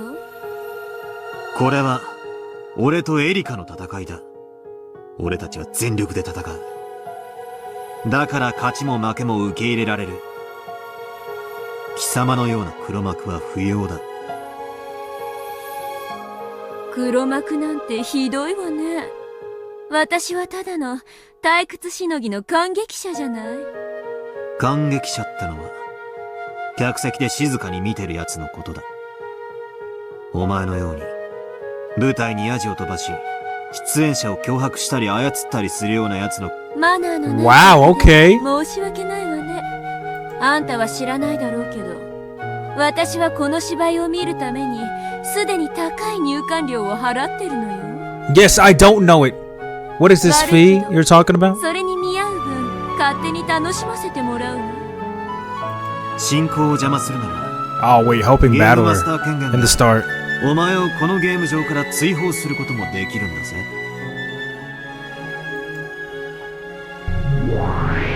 Wow, wouldn't want to do した that. ければどうぞ。私を追放するなら、エリカは私の駒だから持って帰るわ。今回のゲームはお流れで、あんたは真相に至ったことを証明できなくなる。感激者は観測者。観測者なき真実は幻想と同じ。あんたはベアとのゲームを終えるために感激者という立ち会い人を欠かせないのよ。俺たちの真実は俺たちだけで通用すればいい。これ以上邪魔をするなら有無を言わさず追放する。そして次の暇つぶしが見つかるまで何百年も退屈にのたうち回るといいぜ。じゃあそうすれば。エリカ、ゲームはおしまいよ。ご苦労様。Oh, あ shit. んたはつくづく使えない駒だったわ。敗北の汚名を返上できなかったんだから。あんたは約束通り最悪のかけらにぶち込んで。Oh boy, it went straight to 忘 fighting. 却の深淵に空っぽのポップコーンのバケツと一緒に放り込んであげる。我が主、必ず勝利しますから。勝利できますから。ですからどうか最後までバトラと戦わせてください。このまま負けで忘却の深淵なんて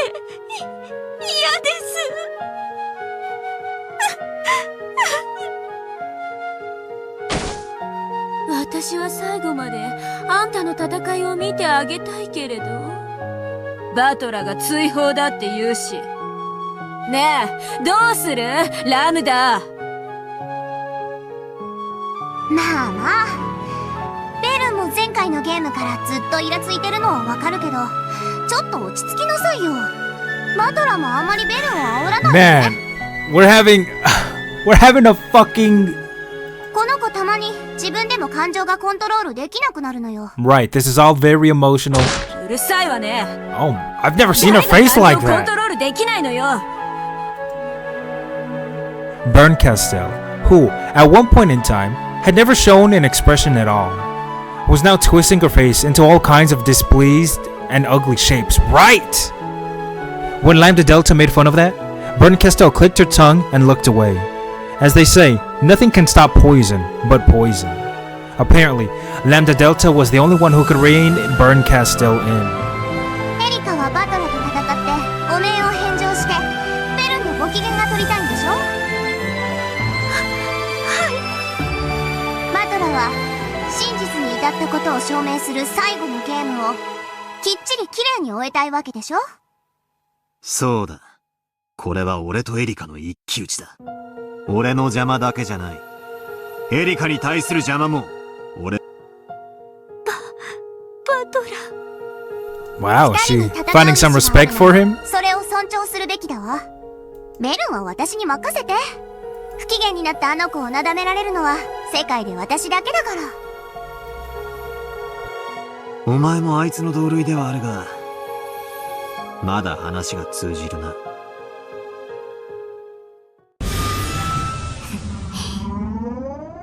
あんまり私を舐めないで。私はベルンの歪む顔が好きなの。それを見せてくれるあんたのゲームを気に入ってるだけ。扱いやすい相手なんて思ってると大やけどじゃ済まないわよ。Oh fuck. ドラノールが赤木たちを使えないのは探偵宣言がないからよ。エリカがそれを出せばすぐにもあの力を取り戻すわね。うん、その時はご容赦を。エリカ、なんです。探偵宣言を出せ。Huh? You serious? 嫌です。今の俺に探偵権限なしで本気で勝てると思ってるのか。勝てますとも。バトラ卿、エリカ卿もまた駒です。主の命には背けません。できるのは許された力を全うし気力を尽くすだけです。ドラノールの力は探偵宣言がないと全くダメなのか。石剣は抜刀に許可が必要です。その申請条件の一つが探偵宣言です。探偵宣言以外にその許可を得る方法はないのか。あんた何を言ってるんですか。私に情けをかけるつもりなら大きなお世話です。 He wants to fight her at her strongest. お前一人じゃ手応えがなさすぎて退屈なんだよ。Really? 探偵でない探偵は黙ってろ。石剣は赤き真実と限りなく近い存在です。真実が与えられればその件についてのみ抜刀が許されます。真実とは例えばですが、エリカ卿のガムテープの封印です。ああ、あれか。あの封印はすでにベルンカステル卿によって赤き真実と同等の価値があると認められています。よって封印に関わる真実に限っては石剣の抜刀が許されます。前回散々苦しめられたからな。今回は粘着力のあるガムテープをゲーム版から全て取り除かせてもらった。見事な一手です。エリカは探偵と名乗ることに誇りを持ってる。謎を無責任に暴くだけが目的とはいえ、彼女には誇りです。それが宣言できないってのはそれを当人以外が語ることはできません。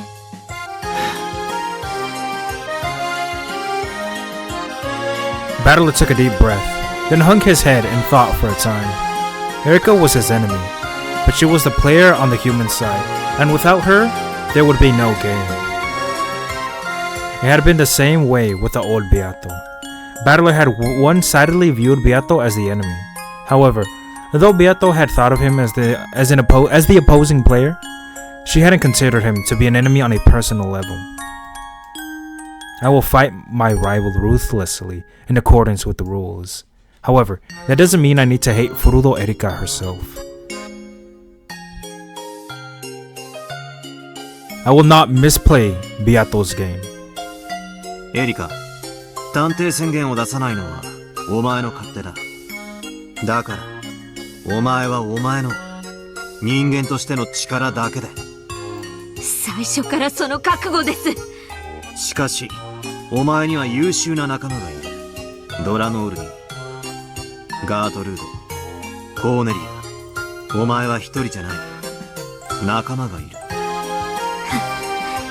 頼りたくても何の力もないゲロカスの役立たずですが。ドラノール、かつての俺がワルギリアやロノウェに支えられたように、エリカにもまた支えられる。 Damn, fucking right, Virgilian Renault. 俺も何度も経験してよく知ってる。はい、持てる力の限りで補佐します。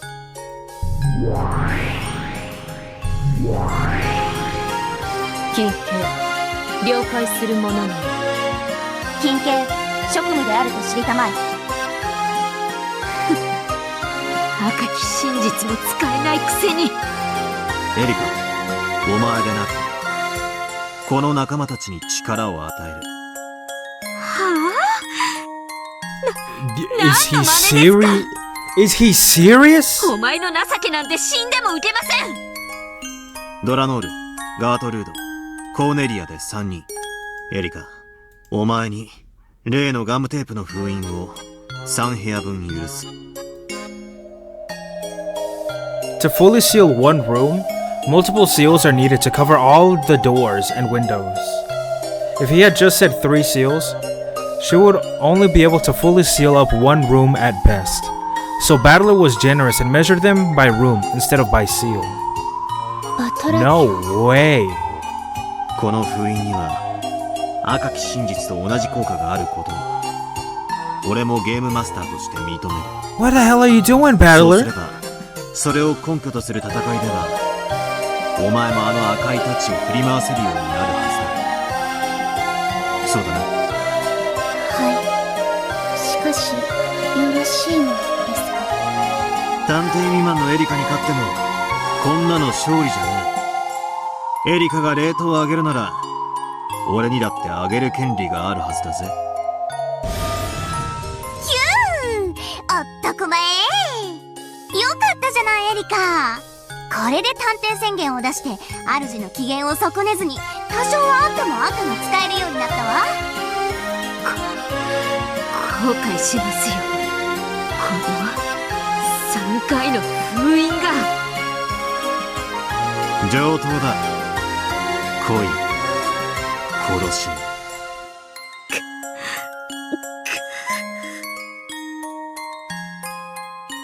Though it was only for 3 rooms, it was the red truth that Erika had been dying to use. Now she finally had enough leeway to fight as she pleased. She ground her teeth and at being pitied by Battler, but her tears were not those of shame.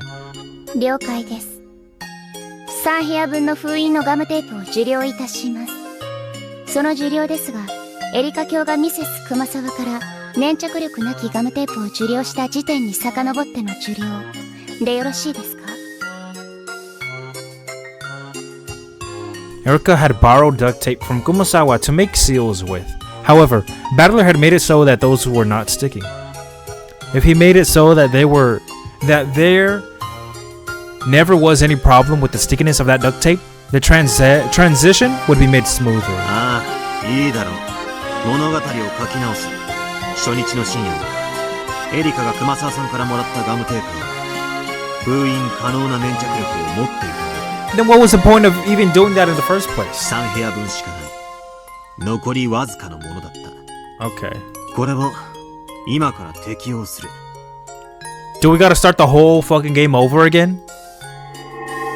How is this gonna work? 了解しました。 Oh, never mind. エリカ教も遡り、第一の晩発覚以前の段階からその権利の行使が可能だったものとして行動の修正を行います。ゲーム進行に抵触する部分が発生し次第、ゲームマスターにご報告申し上げます。事件がどの部屋で起こったかを知ってからの遡りか。かなり有利な話だな。無駄な部屋を封印しなくて済むんだから。ゲームマスターになったら随分とおごるようになったのね。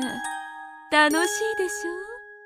無様な対戦相手に施しをするのは。黙れ。そして勘違いするな。これはおごりでも甘やかしでもない。エリカ、これを武器に本気で来い。だからこそ俺も本気で叩き潰してやる。だから胸を張ってこの3回を行使しろ。以上だ。 Battler made to leave the room with a flick of his cape. As he did, he thought he heard Erica let out a strained voice calling him to stop. なんだ。用がないなら行く。ドラノールとよく相談しろ。あのムカつく魔女どもに何を言われても耳を貸すな。このゲーム盤の上にいる限りあいつらに好き勝手はさせない。ありがとう。 Wow. She really fucking means that, because she knew she couldn't have done a fucking thing without this. This would have been it for her. This would have been it. 本気で戦います。全力で戦いますから。だから絶対お前をやっつけますから。だからもしも私に勝つときは全力で叩き潰してください。お願いだから塵一つ残さないで。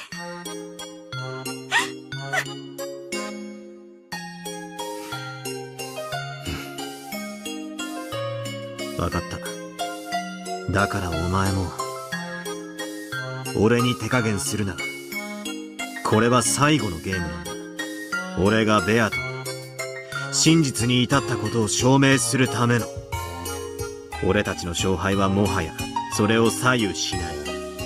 だからこれは純粋に好敵手と認めたお前と決着をつけたいという気持ちなんだ。ゲームの上では敵として全てを認める。だがプレイヤー同士としては信頼しろ。それがゲームのマナーだ。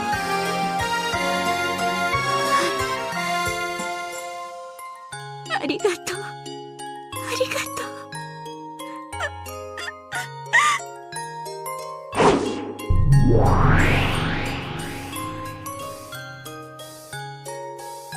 Battler departed into the darkness, became a cloud of gold butterflies, and vanished. Erica remained behind, sobbing.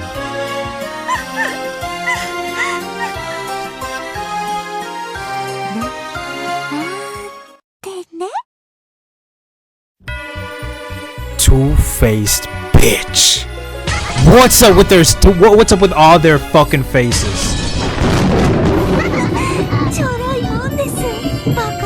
No fucking way. And the music? まんまと引っかかって私にガムテープを渡しましたね。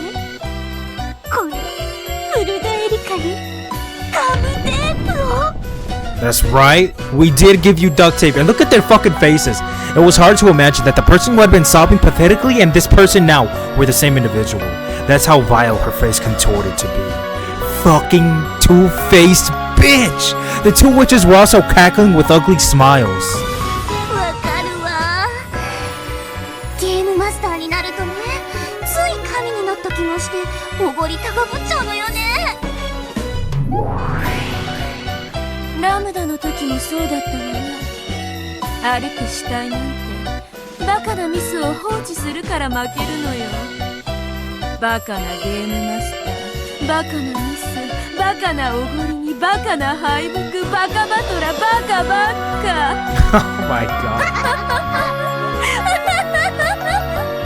バカな敗北、バカバトラ、バカばっか。なんだか語呂がいいです。さすが我が主です。バカバトラ、バカばっか、バカバトラ、バカばっか。バカバトラのやつ、本気でエリカが不利だと思ってるなら本当にご愁傷様だわ。バカを殺すのに必要なのは探偵宣言じゃない。豆腐の角、絹ごしですね。それに小事情を乗せればワインのつまみにぴったりだわ。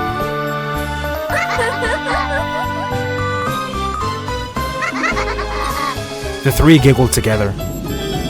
It had all been an act to get the duct tape for the seals from Battler. Even though he had taken pains to ensure that the duct tape that had tormented him so much in the last game was rendered unusable in this one, he had fallen for Erica's axe. And she had gotten what she wanted, even if it was only 3 rooms worth. The illusion that Erica was at an overwhelming disadvantage was just an act. A trap to trick Battler and to make him hand over the duct tape. これで完璧にバトラを殺せます。あいつの間抜けな密室などとっくにネタは割れてるんですから。完璧な密室？バーカ！私が本当に完璧な密室ってやつを見せて差し上げますから。そのためのとどめの武器を自ら進呈してくれるなんて嬉しくて涙が出ます。我が主、そしてラムダデルタ卿、お芝居へのご協力誠にありがとうございます。面白かったわ。礼には及ばないわよ。演技じゃないし。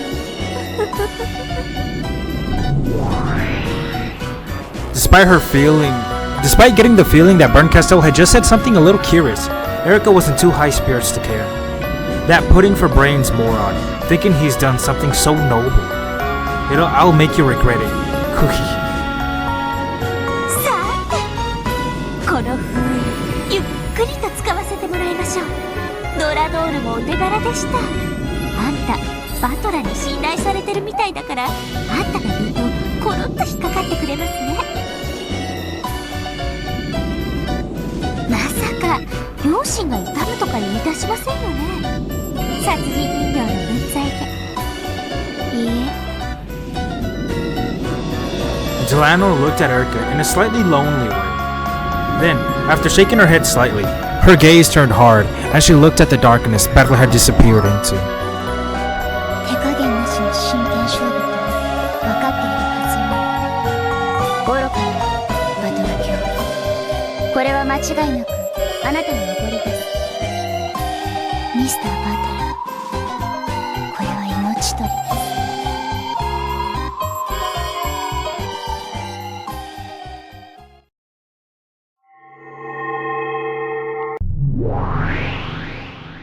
まずはおめでとうかな、フルフル。そうね。すべての恋人たちに強い意志の力があることが分かったのだもの。これは愛の勝利さ。それを僕らは称え合おう。 Everyone had long since gotten used to these two overdramatic demons. George spoke quietly with an annoyed expression. 僕らがそれを称え合うのは、君たちの試練を勝ち残り、誰かが魔法の奇跡を授かる時だけだよ。同感だぜ。最初の試練は全員突破した。次は何だ。もう後には引けねえ。何だってやってやるぜ。はい、僕たちは。Alright, so the only thing left is, well, not the only thing left, but the next thing is the second epitaph, two lovers. So George and Shannon, Ganon and Jessica, both of them together each 私たちもです。 are gonna kill some. もちろんバトラ君たちもね。無論だぜ。この中の誰だって譲られて勝利したいなんて甘えてるやつはいないはずだ。そうですね。辞退できる程度の弱々しい思いならば、今この場にいる資格はありません。 Even Beato, who seemed to be the shakiest of the six, was strongly determined. The two demons nodded, taking notes of the six's continued resolve. それで次の試練は何だろう。まさかまだ決まってないなんて言うんじゃないだろうね。少しは脱落者が出ると思ってたからね。まさか全員が残るとは思わなかったの。これは愛ゆえの嬉しい奇跡の誤算。うせえぜ。それで今度こそ脱落者を出すために椅子取りゲームでも始めようってのか。そう、まさにそのこと。今度の試練では確実に一組にリタイアしてもらうことにしたよ。今度の試練は非分の第二の番にあやかり。寄り添いしっかりを引き裂け。Shit, okay. 意味がわからない。ゼパル様、フルフル様、どういう試練ですか。まさか私たちに殺し合いをしろと。そりゃ手っ取り早いぜ。少々文明的ではないけど。恋は肉食だぜ。みんながみんな Oh, fuck. 一緒に幸せになることを。そういうのをゼロサムゲームって言うんだ。経済用語だけどね。知ってるかい。あ、いえ、すみません。ゼロサムゲーム。勝利も敗北も全てを相殺すればゼロになる。誰かが勝利を得るためには誰かに敗北を強いねばならない。それが世界の冷酷な原理だ。みんながみんな全員が幸せになれればいいのにな。そんな理想の世界あるわけねえか。あるよ。 Really? それは黄金鏡。 There. 黄金鏡？何の話だよ。そうだったな。黄金鏡に至れば全ての愛は満たされる。だがそこは天国や地獄と同じでこの世ならざる場所だ。それはごめん被りたいね。恋は現世で叶えるから意味がある。僕は死後に恋愛を成就させるための悲しい心中なんて断じて認めないね。生きて愛を貫く。何者にも負けない。ジョージさん。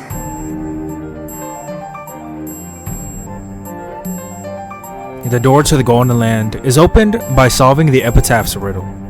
It is said to be a place where love and lives are all whole and can be revived.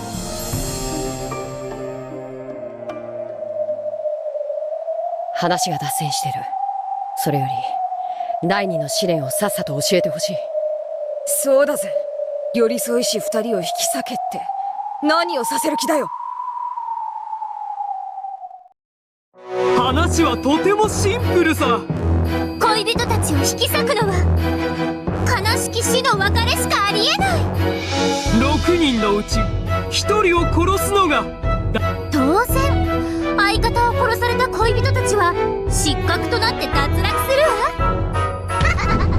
つまり確実に一組の恋人たちに脱落してもらう試練というわけさ。殺すと簡単に言うがどうしろってんだ。の試合をしてもいいし、くじ引きか何かで決めてもいい。くじ引きで決めるなんて冗談じゃねえぜ。正々堂々と決闘しようじゃねえか。そうなるとゲームマスターのバトラ君と記憶がないとはいえ黄金の魔女ベアトリーチェが相当有利な気もするんだけどね。どうでしょう。安心して。この試練ではみんなの力は完全に公平にさせてもらってるんだ。Oh, okay, if that's the case. ゲームマスターのバトラ卿でさえこの試練では全員と互角なの。それなら公平ですね。完全に純粋に互角なのかい？ええ、完全に互角。1対1なら勝敗は時の運。完全に互角だからね。決着にも時間がかかると思うわ。だから優位な状況で襲うのがコツかな。とことん時間をかけての決闘ももちろん素敵。誰が運任せで戦うもんか。自分に有利な状況で戦いたいに決まってるぜ。となると三つどもえ。これでは動けないのでは。 Miyato was the first to notice. If all 6 of them were truly on an even footing, and they wanted to fight so that they could win, they would have to fight as pairs and concentrate their attacks on a single person. However, if they did so, that person's partner would naturally join in to fight back as a pair. In other words, it would never end up as 2 against 1. It would be 2 against 2, and a battle like that could go either way. However, if that were to happen, the third pair watching all this could team up with whichever pair they liked with no risk to themselves, defeating the opposing pair with certainty. 面倒な話だね。先に動くことが有利ではないというわけか。If you take the initiative to fight, it's a matter of luck. If you sit and wait for the others to start fighting, it's certain victory.